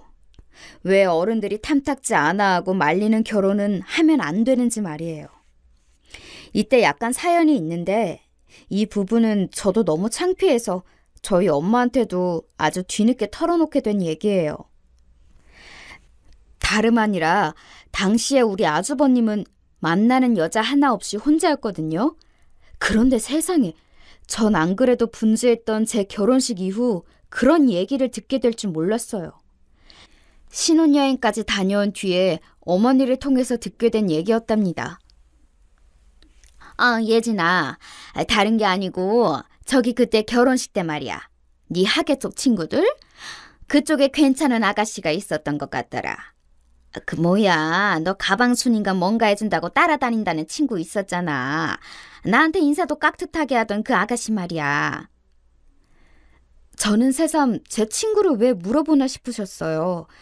뭘 맡기신 것도 아니고 그날 몇 번 얘기만 나눴을 텐데 왜 제 지인에게 관심을 갖나 했죠. 그런데 뒤에 따라온 얘기는 정말 조금의 상상도 감히 해보지 않았던 내용이었답니다. 네? 제 친구를 아주버님께 소개해달라고요? 걔를 왜요, 어머니? 어머니가 이렇게 당당하게 요청해온 제 친구라는 애를 말해보자면 솔직히 같은 여자가 봐도 늘씬하고 키도 크고 예쁜 애이긴 했어요. 근데 그런 애를 왜 우리 아주버님 같은 인간에게 소개시켜달라는 건지. 키만 크고 허우대만 멀쩡한 사람이고 정말 쥐뿔도 없거든요. 직장도 변변치 않고 사업한다면서 무슨 이상한 아이템만 주구장창 늘어놓고 말이에요. 어디서 여자 보는 눈은 귀신같이 있어가지고 냉큼 음흉하게 저렇게 뒤에서 자기 엄마를 시켜먹나 싶었어요. 전 여러모로 어이가 없어서 절대로 가르쳐주지 않겠다고 맘먹고 있었는데 어머니가 크게 한 방을 날리시더라고요. 네가 연락해보고 그러지 않아도 돼. 젊은 사람들끼리 그냥 서로 알아보게 해주면 되니까 연락처만 나한테 보내줘라. 응? 아니, 그날 그렇게 같이 따라다닌 친구인데 전화번호를 왜 몰라? 내 친구들 사이에서도 내가 몇몇 그 집 자식들도 장가 보내고 그랬어. 하여간 그런 거 전혀 걱정할 거 없으니까 연락처만 나한테 문자로 보내놔라. 알았냐? 저는 도저히 안 되겠어서 거짓말까지 해보았지만 어머니는 막무가내였어요. 아이, 남자친구가 있건 없건 결혼 안 한 아가씨 아니야. 거 보기엔 너무 참하고 괜찮아서 그래. 결혼 전에야 돌다리 여기저기 다 두드려보고 그러는 거지 뭐. 이제 와서 괜히 핑계댈 생각 말고 얼른 연락처나 보내. 어머니는 제가 일순간 둘러댄 친구에게 애인이 있다는 거짓말까지 눈치를 채고서 저러시는 거예요. 결국 친구에게 사정사정하며 이래저래 마음에 안 들면 단번에 거절해버리라고 했어요. 당연히 친구가 싫다고 할 줄 알았는데 이게 또 상황이 이상하게 흘러가더라고요. 아, 그래? 니네 어머니 되게 적극적이시다. 근데 그날 뵈니까 인상이 나쁘시진 않던데. 그리고 마침 나 이전에 헤어진 남자친구 때문에 새삼 연애가 뭐고 뭔지 이제 잘 모르겠더라고. 그렇게 하나하나 다 따져본 남자들도 나중에 뒤통수 치고 사라지는데 이제는 마음을 열고 좀 너무 따지지 않아야겠다는 생각들이 들었어. 내가 너무 보수적이고 문을 닫고 있었던 것 같아. 그냥 재미삼아 나도 한번 만나보지 뭐. 요즘 기분도 싱숭생숭하고 좀 변화가 있었으면 했어. 예상 외로 친구도 만나보겠다는 반응이기에 저는 무척 당황하게 되었어요. 그러면서 헷갈리기 시작하더라고요. 아니, 상황이 왜 이렇게 흘러가나? 내가 뭔가 너무 예민하게 생각했던 건가 싶어서 잠깐 주춤하게 되었어요. 일단 연락처는 넘겨두었고 각자 자기들이 알아서 하겠다 싶었죠. 그런 와중에 저도 신혼이라 한창 집 정리하고 살림이랑 직장을 병행하느라 바빴었고요. 아주머님과 제 친구의 만남이 어떻게 돼가는지는 잘 모르고 있었어요. 그런데 나중에 또 어머니로부터 전화가 걸려온 거예요. 설마 했는데 혹시가 역시가 되어버렸더군요. 아이고, 예진아. 지금 둘이 잘 만난단다. 어제도 둘이 만났다고 사진 찍어서 보냈더라. 아주 벌써 예비 며느리감이 된 기분이야. 아니, 나한테 먹어보라면서 백화점에서 케이크까지 사서 보낸 거 있지? 하여간 경우가 너무 바르고 잘 큰 집 딸이란 게 느껴져. 가정교육을 제대로 된 부모한테 제대로 받은 게지. 이 말에는 정말 도대체가 저를 돌려서 욕하려는 포인트가 한 수십 가지는 있는 것처럼 느껴지더라고요. 본인이 마음에 들어하는 예비 며느리감도 결국 저를 통해서 알게 되셨으면서 은연중에 저를 욕하듯 가정교육이네, 잘 컸네, 집안이 좋네, 제대로 된 부모네, 이럴 게 뭐예요? 그런데 이쯤 들어 막내 도련님도 이윽고 서방님으로 호칭이 바뀌는 일이 생겼으니 일찍이 애가 생겨서 결혼하게 된 거예요. 그때도 집안이 한창 시끄러웠지만 아무튼 우리 시댁은 해를 연달아서 아들 둘을 장가 보내게 되었어요. 어머니는 장남이 제일 먼저 애를 봤어야 하는데 막내가 봤다며 그것도 준비도 안 된 상태에서 자기 아들을 처가로 끌고 갔다며 불만이 많으셨어요. 막내 걔는 말이야, 아주 버릇이 없어. 우리 윤수 데려가며 고마운 줄을 알아야지. 어디 말만한 처녀가 덜컥 임신을 해가지고 대뜸 지네 집으로 데려갈 생각을 해? 그래놓고 지 엄마는 코빼기도 안 비추고 아주 날 보면 가만 안 둔다고 벼르고 있다던데? 하여간 내가 이렇게 며느리들 복이 없어. 우리 장남 민수나 좀 잘 얻어오길 바라봐야지. 어머니는 하여간 맨날 이 모양이셨어요. 자기 막내 며느리 욕을 같은 며느리인 저한테 하시면서 동시에 제 욕도 은근 돌려서 같이 하시는 거죠. 그러면 솔직히 제가 뭔 맘으로 동조를 하고 어머니 원망을 들어드리겠나요? 듣다가 너무 짜증이 나서 전화를 대충 끊어버렸답니다. 그런데 우리 막내 동서는 성격이 보통 아니더라고요. 상견례도 안 하겠다고 하고 해서 결혼식 때 잠깐 보긴 했는데 우리 어머니한테 엄청 으르렁거리는 거예요. 근데 나중에 사정을 들어보니 충분히 화낼 만한 사유가 있기도 했어요. 이건 제가 동서랑 개인적 친분은 없지만 저희 남편 통해서 들었답니다. 이건 내가 봐도 좀 우리 엄마 편들기가 그래. 엄마가 재수씨네 집이랑 다 같이 잠깐 본 적이 있나 봐. 근데 그때 엄마가 재수씨 뱃속에 애가 윤수애라는 보장이 어딨냐고 유전자 검사해오라고 막 그랬나 봐. 그러니까 저쪽 처가 어른들이 불같이 화를 내고. 아휴, 엄마는 정말 못 말려. 아무리 화가 나도 겉으로 할 말이 있고 안 할 말이 있는데 저렇게 꼭 화를 불러들인다니까. 재수씨도 임신 중에 아직 결혼도 안 했는데 예비 시어머니한테 저런 말을 들은 거 아니야. 그러니 엄마한테 당연히 감정이 안 좋겠지. 이 말을 들으면서 제가 제일 먼저 떠올랐던 생각은 동서에 대한 어떤 공감 가는 감정도 있었지만 우리 남편에 대한 어이없음이었답니다. 저렇게 남의 집 가정이나 남을 대하는 자기 엄마의 모습은 잘 알면서 왜 자기 와이프한테 함부로 하는 엄마 모습은 모르는 걸까요? 시간이 한참 지나 생각해보니 모르는 건 아니고 그냥 모른 척 하고 싶었던 것 같아요. 그래야 자기가 좀 숨을 쉬고 살 수 있으니까요. 암튼 저도 신혼 때를 얼마 지나지 않아서 임신을 하게 되었고요. 그래도 동선애가 일찍 애를 낳았고 이후에 제가 출산을 하게 되었어요. 어찌어찌 손주까지는 그래도 어머니가 바라던 성별로 되어서 모두 아들들을 낳게 되었답니다. 그 부분 하나는 아주 만족스러우셨던 것 같아요. 단 한 가지, 장남이 장가를 못 간 것만 빼고 말이에요. 여기서 의아하신 분들이 있으실 수도 있는데 앞서 제 친구랑 아주버님이 만난다고 했잖아요. 그런데 왜 장가를 못 갔다는 건지 이해가 안 되실 수도 있을 거예요. 결론부터 말하자면 이 둘은 만난 지 1년도 안 되어서 헤어지고 말았어요. 그것도 무려 결혼하겠다고 예식장까지 잡아두고 그 한 달 전에 말이죠. 아주버님도 그렇고 제 친구도 그렇고 둘 다 결혼을 빨리 하고 싶어 할 정도로 엄청 가까워졌던 모양이에요.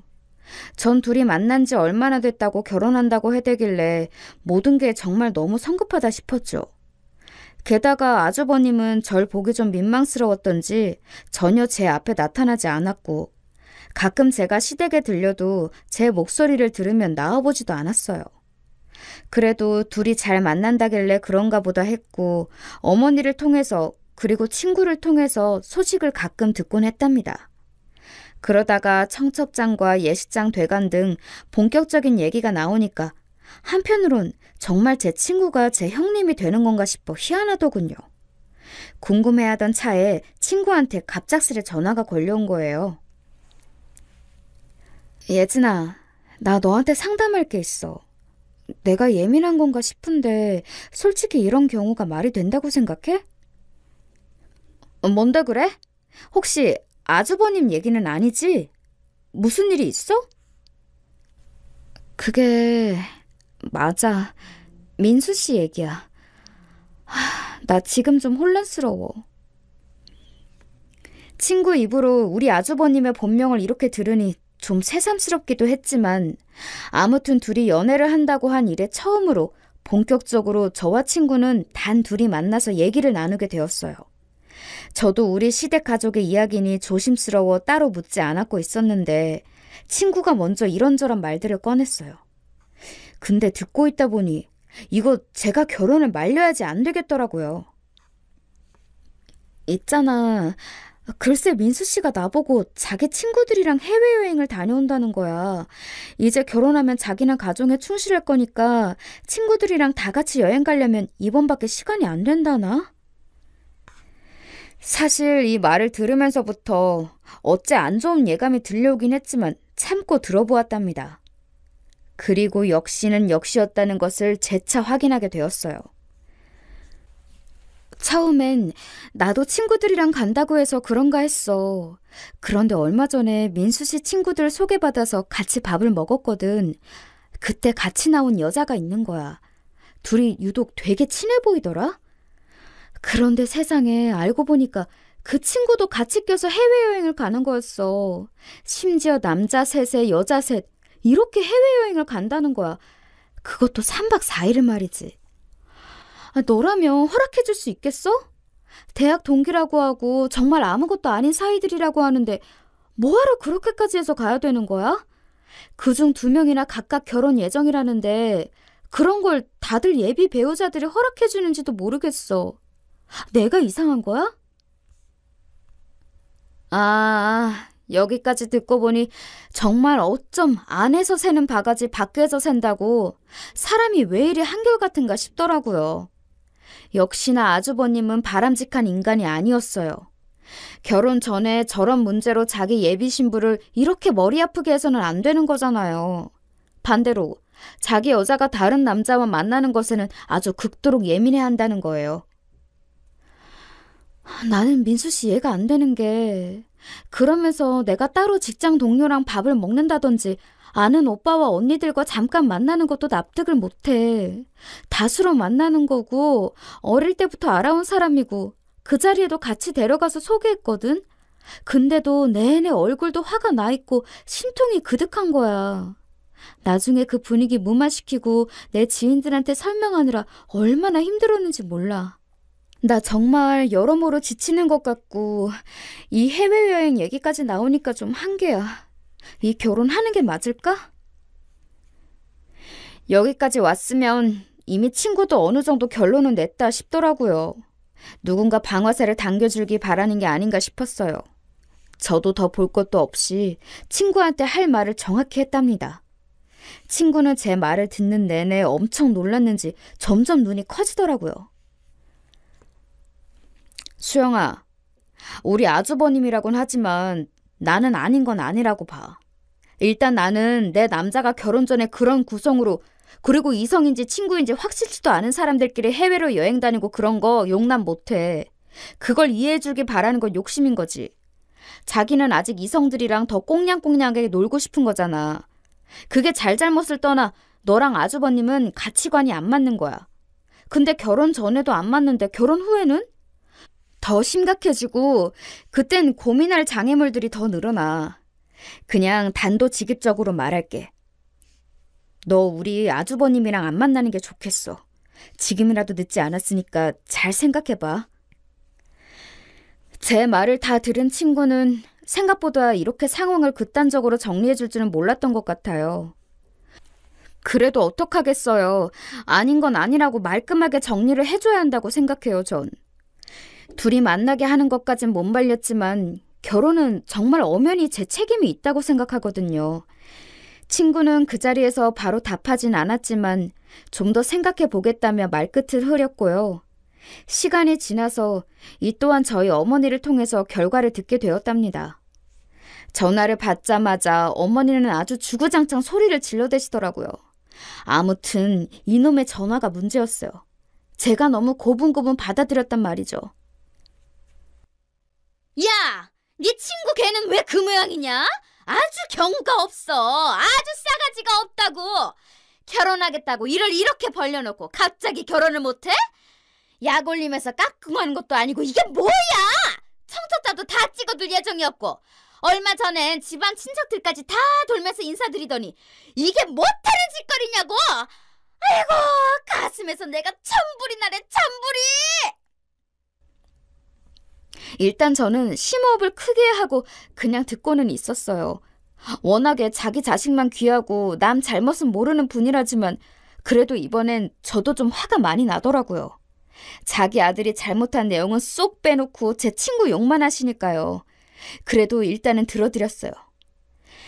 세상에, 대체 이유가 뭔가 했더니 글쎄, 네 아주버님이 친구들이랑 여행 좀 간다고 했더니 그게 불만이라는 거야. 아니, 친구 사이도 그렇게 숨막히게 옥죄고 못 만나게 해서 어떡하냐? 멀쩡하게 생겨가지고 머리도 똑똑한 줄 알았더니 이제 보니 아주 속빈 강정이야. 그런 멍청이가 따로 없다니까? 그까지 문제 때문에 이렇게 번듯한 새 신랑을 놓친 게 어딨어? 아이고, 네 친구 보고 전해. 너까지 거 2번 다시 줘도 안 가진다고 전해라. 우리 민수 같은 신랑 가면 어디서 쉽게 얻을 수 있는 줄 알아? 지 발로 복을 아주 굴려차는구먼. 이렇게 어머니는 이래저래 제 앞에서 친구 험담을 엉망진창으로 하시더니 끝으로 가서는 저한테 화풀이를 하시는데 전 여기서 대차게 터지고 말았어요. 하여간 네가 문제야. 어디서 그런 걸 신부감이라고 소개를 시켜? 옛날에 소개 한번 잘못 시키면 보통 욕먹는 게 아니라고 했어. 그런 거 각오도 안 하고 어디서 저딴 걸 데려다가 네 아주버님 만나라고 했냐고? 어머니, 제가 제 친구 소개시켜드렸나요? 저는 전혀 모르고 있던 상황이었잖아요.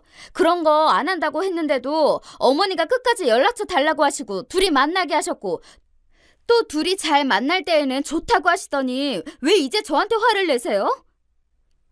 어머니는 여기까지는 듣고서 조금 깨갱하시는 것 같더니 제가 반박해서 뭐라고 하니까 그땐 저를 막 몰아세우시더라고요.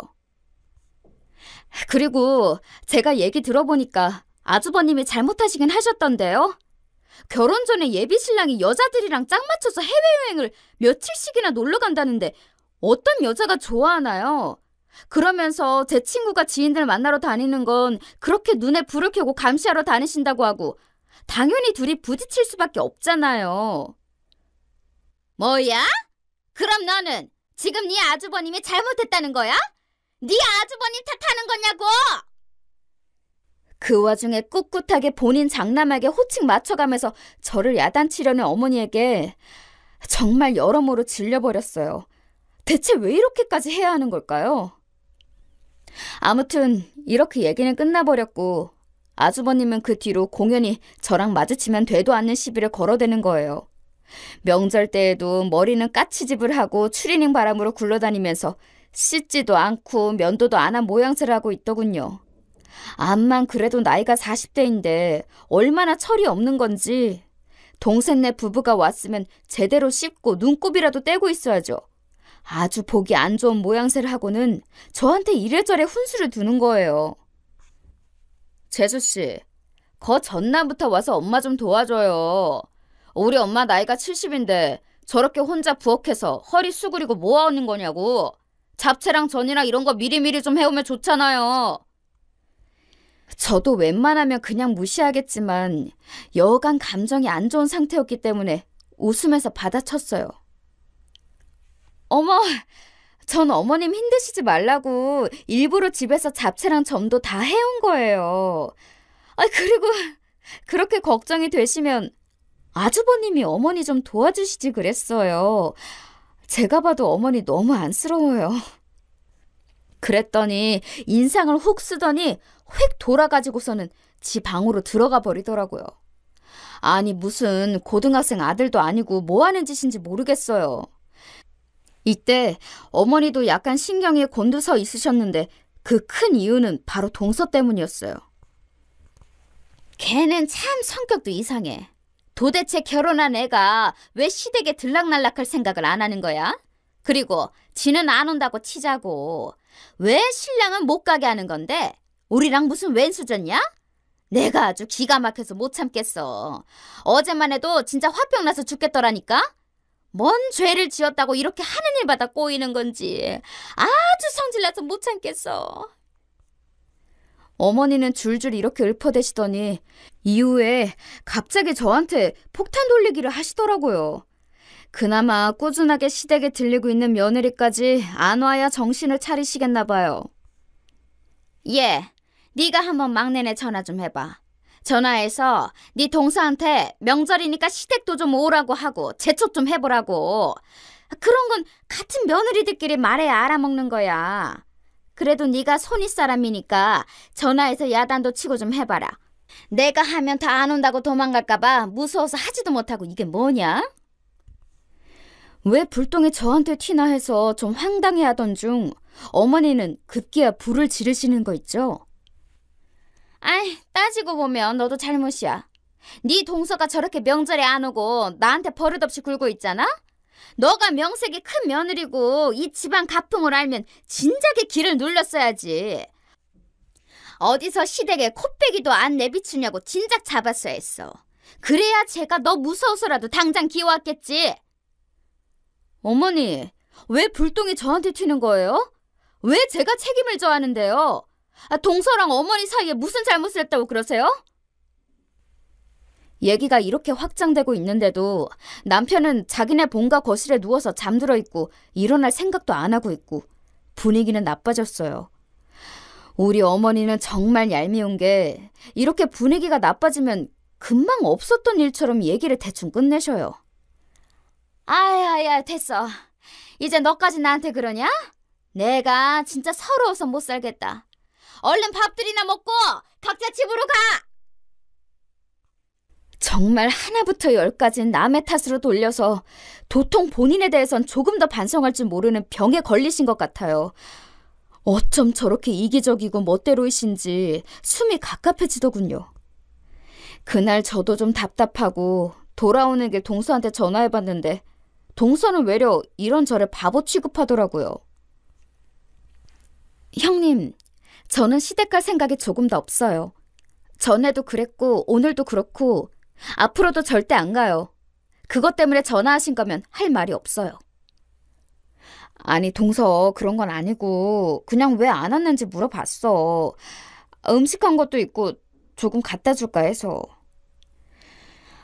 저도 뭐 대단한 호의로 그런 것도 아니고 어머니랑 동서 사이를 좋게 할 생각은 조금도 없었어요. 단지 이유나 좀 들어보고 싶었거든요. 그랬더니 동서는 무척 냉정하게 말을 툭 자르더라고요. 형님도 아실지 모르겠는데 제가 우리의 뱃속에 있었을 때 어머니가 엄청 막말을 하셨거든요. 전 그 말 듣고 절대 어머니한테 손주 안 보여드리기로 결심했어요. 자기 애인지 아닌지도 모르는 애를 왜 보여줘요? 그리고 집 해줄 능력도 없다면서 니들끼리 알아서 살라고 했었잖아요. 그래서 우리 집에서 남편까지 새들어 같이 살고 있어요. 근데 무슨 할 말이 있어서 오라마라 떠보는 거예요? 동서는 애지간해서는 말로 어르거나 달래면서 어떻게 할 수가 없을 정도로 상처가 깊더라고요. 충분히 이해가 갔어요. 그런데 전화를 끊을 때쯤 동서가 충고 아닌 충고를 하더군요. 어머니, 그 집안에서는 형님이 저보다 손윗 사람이니 제가 이런 말 하는 것도 좀 그렇지만요. 형님도 잘 생각해 보시는 게 좋을 거예요. 보아하니 저한테 이런 식으로 하는 어머니가 형님이라고 딱히 잘해주실 것 같진 않거든요. 언제까지 그렇게 어머니한테 끌려다니고 착한 며느리 행세하시고 사실 거예요? 그거 누가 알아줘요? 나라에서 상 줘요? 돈 줘요? 동서의 말은 상당히 격앙되어 있긴 했지만 이 말은 저를 무척 무겁게 눌러오더라고요. 그때야 대충 얘기를 끝냈고 이후로도 우리는 전화 한 통 하지 않았어요. 하지만 동서의 저 마지막 말은 한참 시간이 지난 뒤 제가 뼈저리게 공감하며 모든 걸 다 내던질 때 선명하게 떠올랐답니다. 당시엔 아무리 그래도 그렇지 저 말이 좀 심하다고 생각했는데요. 제가 그 말을 그대로 하게 될 줄 누가 알았나요? 저는 정말 얼굴에 온 핏대가 다 곤두세워진 상태로 어머니한테 아주 노발대발 소리를 질렀어요. 제가 왜요? 저한테 뭘 바라시는 건데요? 진짜 제정신이세요? 맨날 어머니 멋대로 질러놓으시고 왜 제가 그걸 다 업고 가야 되냐고요? 막말로 나라에서 상을 줘요? 돈을 줘요? 전 그렇게 못 살아요. 어머니 며느리 노래 때려칠 테니까 그렇게 하세요. 이렇게 끝도 없이 내지르는 소리에 어머니는 그대로 주저앉아서 몸을 파르르 떨으시고 그 모습을 아버님이 아주 비장하게 보시더군요. 그러면서 어머니를 감싸 안으시더니 저를 엄청나게 원망스러운 눈빛으로 쳐다보셨어요. 하지만 전 조금도 흔들림이 없었고 온몸이 떨려오더라고요. 동서가 어머니를 단절한 것을 보고 이해는 가면서도 저렇게까지 할 필요가 있나 생각했던 제가 그 누구보다 더 격렬하게 분노하며 저런 소리를 쏟아내게 된 데에는 이유가 있어요. 그것은 다름 아닌 저와 약간 양숙이라고 해도 틀린 말이 아닌 아주버님 때문이거든요.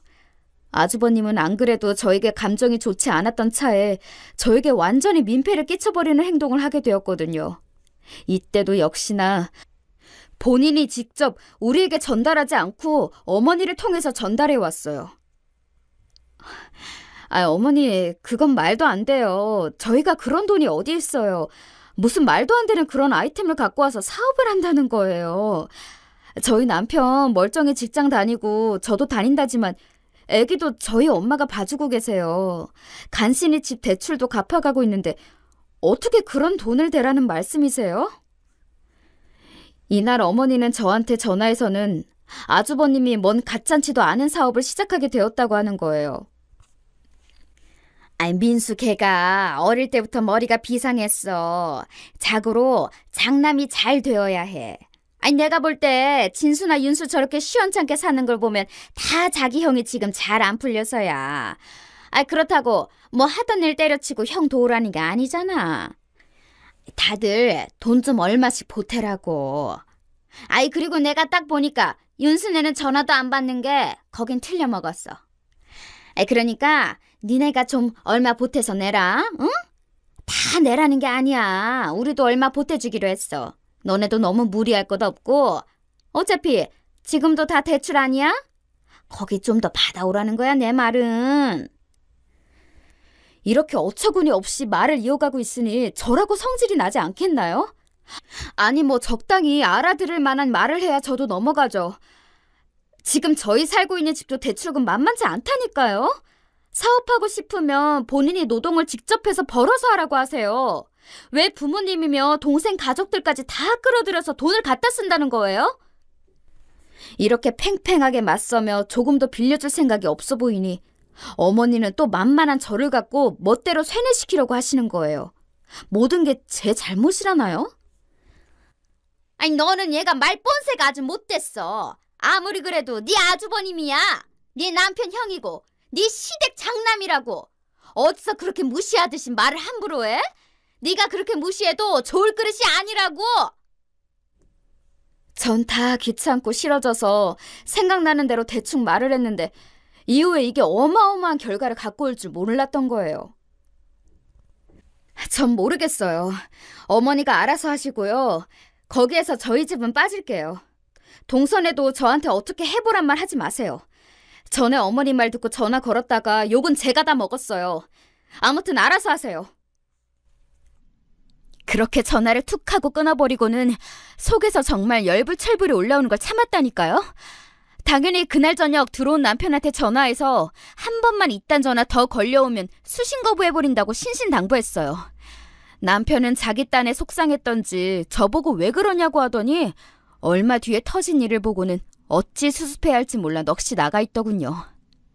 이때는 무려 아버님이 저한테 대신 전화를 하신 거예요. 뻔하죠 뭐. 어머니가 뒤에서 아버님한테 이래저래 주문 넣고 시키신 걸 거예요. 둘째야 나다.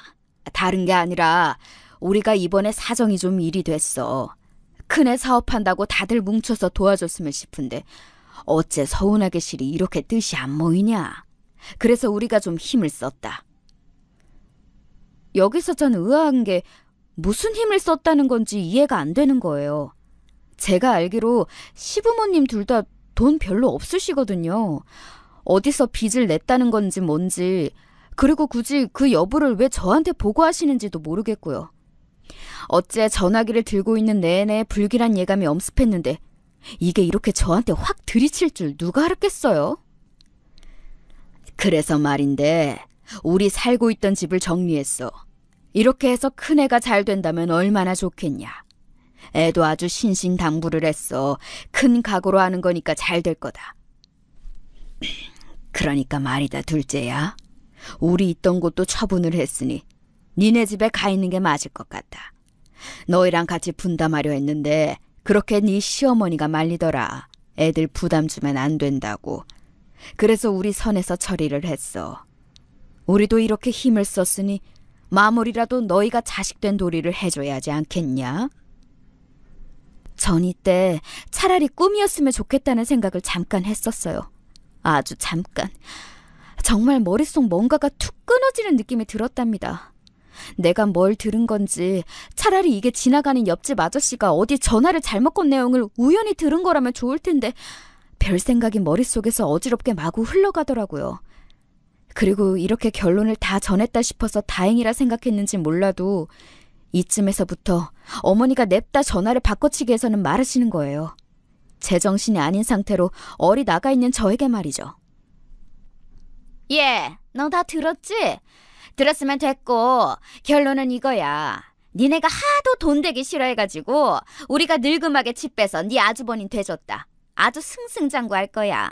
그때 가서 덕 보려는 생각 말고 지금부터 격려 전화라도 하고 용돈도 좀 보내고 그래. 아이 그리고 좀 전에 네 아버님이 말했지? 우리 집을 뺐으니까 지금 있을 데가 없어. 니들 집으로 가야 하니까 그리 알고 있어라. 짐들도 줄이려고 앵간히 노력을 했어. 네 아주버님이랑 여기 정리하고 우리는 글로 갈 테니까 그리 하려고. 이러고 냅다 전화를 끊어버린 어머니. 제가 이후로 몇 번을 걸어대도 받지 않았어요. 정말 거짓말 아니고 제가 10몇 통을 걸었는데도 어머니는 전화를 받지 않았습니다. 그 길로 저는 직장에서 일에 집중하지 못하고 몇 번이나 머리를 쥐어뜯다가 내가 왜 이러고 살아야 하는지 모르겠는 거예요. 시댁에서 뭘 보태줘서 집을 얻는 게 당연한 것도 아니지만 제가 더 많이 보태서 집을 얻어 남편과 살고 있거든요. 그리고 애 낳고 친정엄마가 다 도와주시고 있고 시댁에도 며느리 노릇을 안 하고 있는 것도 아닌데 돌아오는 건 늘 네가 더 잘해야 한다는 말이었어요. 게다가 심지어 자기 장남 사업하는 거 안 보태줬다고 대뜸 우리 집에 들어와서 살겠다고요? 저한테 한마디 상의도 없이, 아니 상의를 한다고 해도 안 해주겠지만 그래서 더 저렇게 일방적 통보를 하는 거냐고요. 사람 약 올리는 것도 아니고 지들 멋대로 정해서 통보하고 뒤처리는 싫으니까 전화도 안 받는 꼬라지가 너무 열이 오르는 거예요. 그 길로 저는 회사에 사정을 말하고 일찍 나와 도저히 안 되겠어서 곧장 운전해서 시댁으로 갔어요. 역시나 집을 정리하고 있는 분위기가 여실히 느껴지고 어머니는 제가 이렇게 달려올 거란 상상도 못했는지 엄청 크게 놀라시더군요. 둘째 너 왜 연락도 안 하고 오냐? 저기 이러면서 우물쭈물 대시고 그 뒤에는 같이 짐을 정리하다 놀란 꺼벙한 눈의 아주버님까지 보이더군요. 저는 숨을 거칠게 몰아쉬며 말했어요. 정말 운전해서 가는 내내 마음속에 담아두었던 모든 분노를 그대로 토해내버렸습니다. 어머니, 저희 집에 오지 마세요. 오시지 마시라고요. 제 말에 어머니는 처음엔 당황한 듯 하더니 이내 원래의 그 짜증스러운 얼굴로 돌변해서는 마구 성질을 냈어요. 뭐야? 뭐라고 했냐 너 지금? 이 말에 옆에 있던 아주버님도 모자를 벗어들더니 인상을 험악하게 짓는 거예요. 왜요? 제가 뭐 틀린 말 했어요? 내가 빚내어서 힘들게 살고 있는 빚 갚고 있는 집, 나 살기도 바빠 죽겠는데 어머니가 갑자기 오신다면요. 아버님이랑 와서 둘이 살겠다는 거 아니에요? 왜요? 제 집인데 왜 허락도 안 받고 그렇게 다 정해버리시는 건데요? 그건 세 분이 알아서 하세요. 아주버님이 모시면 되잖아요. 아니, 부모님 살고 있는 집까지 정리할 정도로 억대의 돈을 받아가면서 거처도 안 정해드리고 뭐 하는 건데요? 그러자 아주버님은 거기다 대고 똑같이 성질을 내는 거예요. 하여간 그 엄마의 그 아들이더라고요. 뭐라고요? 재수씨가 뭔데 지금 이래라 저래라 해요. 그거 너무 선 넘는 참견아 아니에요? 저도 지지 않고 마구 싸대었어요. 이젠 그런 걸 가릴 때가 아니니까요. 제가 뭘 먹이는요. 지금 나서지 않을 수가 없게 일을 벌려놓고 뭘 아닌 척하세요. 엄마 아빠 돈 받아가지고 동생네 보내버리면 그만이에요? 그 뒤치다거리를 누가 하는데 지금 본인은 아무런 상관없는 척 하시냐고요. 선 넘는 참견 받기 싫으면 애초에 선을 만들지 말았어야지 뭐 어쩌라는 거예요? 얘기가 이쯤 되자 어머니는 저한테 또 막 역정을 내시는 거예요. 전 차라리 잘 됐다 싶더군요. 그럼 잘난 장남한테 같이 껴서 사시면 되잖아요. 왜 어머니랑 어머니 아들 사이에 우리가 껴야 하는데요? 막말로 그렇게 살면 누가 알아주나요? 누구만 좋은 건데요? 어머니 장남은 목돈 생겨서 좋겠지만 어머니 둘째 아들이랑 며느리는 힘들어서 죽어나요. 아주 셋이 사는 거 빚 갚기도 힘들어 죽겠는데요. 5 식구? 아니 뭐 생활비로 아주머님이 매달 돈 1,000만 원씩 주실 거예요? 됐고요. 저는 못해요. 그 노릇 안 해요. 애지간하면 볼멘 소리를 하는 정도로 그치던 제가 회사까지 내팽겨치고 직장 가는 차림으로 쫓아와서 난리를 쳐대니 시댁 사람들 모두 다 기겁하긴 하더군요. 하지만 어머니는 끝끝내 본인의 뜻을 굽히지 않고 좌우지간 자기네 결정한 대로 하겠다는 거예요. 그래서 저도 말했죠. 어머니 며느리 노릇 안 하겠다고요. 제 말에 어머니는 아주 화들짝 놀래버리셨어요. 뭘 그렇게 놀라세요, 어머니? 어머니 며느리 해서 당하는 일이 맨날 이 모양 이 꼴인데 누가 어머니 며느리를 하고 싶어요. 못해 먹겠어요, 진짜. 있던 거 한다고 어머니 당사자한테는 맨날 무시당하고 더 잘해라 소리나 듣고 막말로 뭐 나라에서 상을 줘요? 뭐래요? 제가 어머니한테 많은 걸 바랬나요? 어쩜 그렇게 맨날 못마땅해 하셔서 사람을 잡아대고 마음대로 일을 벌려놓고 그 수습은 왜 저한테 시키시냐고요. 어머니 며느리 안 해요. 저 이혼할 거예요. 여기까지 쏟아내고 난 뒤 저는 그 뒷말은 더 들을 생각이 없었기에 그대로 나가버렸어요. 그대로 운전해서 집으로 들어왔고 남편에게도 전화해서 이때 일어난 일을 통보했어요. 난 할 만큼 했어. 당신이 선택해. 어머니 아버님이 우리 집에 들어와서 사시는 건 내 계획 안엔 없어. 그럴 거면 당신이랑 이혼하고 이 집 처분하고 나는 내가 알아서 살 길 찾을 거야. 아 물론 애 볼 생각은 꿈에도 안 하는 게 좋을 거야. 이혼 사유는 다 당신한테 있는 셈이니까.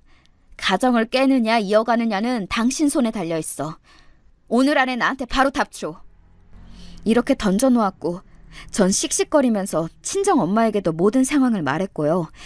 거의 기절할 정도로 열이 받은 엄마는 그대로 제 남편한테 전화해서 난리 부르스를 쳤던 모양입니다. 결국 여기에 항복해버린 남편은 그간 모든 부분의 수동적인 모습을 보였으나 어쩔 수 없이 자기 엄마에게 전화를 했다더군요. 엄마한테 말했어. 나는 이혼할 수 없겠다고. 그래서 일단 엄마 울고불고 난리도 아니야. 엄마는 한 번만 더 생각해달라는데 나도 어렵다고 말했어. 아무튼 당신은 더 신경 안 써도 돼. 그렇게 말하는 남편도 본인이 꽤 굴욕적인 입장이라 생각했는지 표정이 엄청나게 어둡더군요.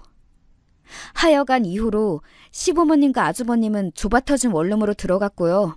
셋이서 그 조그만 5평짜리 방에 살면서 지지고 볶고 싸우고 난리도 아니라는 후문이 들려오고 있어요. 벌써 몇 번이나 남편이 거기 불려갔었거든요.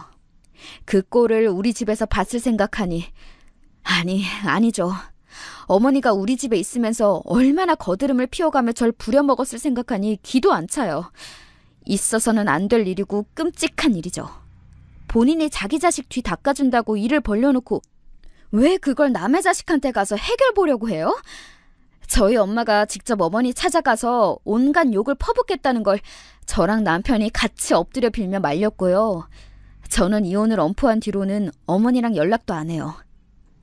이렇게 간단해지는 일일 줄 몰라서 한편으론 참 너무 허무하기도 하고 서글프네요. 어머니가 짠해서라기보다는 그냥 인간관계의 한 측면으로 볼 때 그렇다는 얘기예요. 왜 사정을 이 지경까지 만들어 놓고서도 자기 잘못이 뭔지도 모르고 말년에 자식들한테 다 버림받고 저렇게 사시는지 모르겠다는 거죠. 와중에 저보고 너도 늙어봐라. 너는 시애미가 안 될 줄 아냐고 생각하실 분들도 계실 것 같은데요. 오해하지 마셨으면 좋겠어요. 저는 자식한테 나중에 신세짐에서 살지 않기 위해 열심히 벌어서 살고 있고요. 행여 신세를 진다고 해도 저렇게 몰상식하게 인격을 깔아뭉개면서 제 무덤 파는 일은 안 합니다. 자식들이라고 생각이 없을까요? 자기를 저렇게 인격적으로 지지겨대고 함부로 구는 어른한테 단지 자기보다 나이가 많다는 이유만으로 순종하고 싶어하는 자식은, 아니, 그냥 그런 인간 자체는 없을 거라고 생각해요. 남편이 수시로 어머니와 통화하고 괴로워하는 걸 보면 그냥 여전히 개벌은 남 못 주고 힘들게 사신다 싶네요. 전 더 상관하지 않으렵니다. 그럼 여기까지. 저의 속 터지는 사연을 들어주셔서 감사해요. 이제라도 느지막이 해방된 걸 감사하며 살고 싶어요.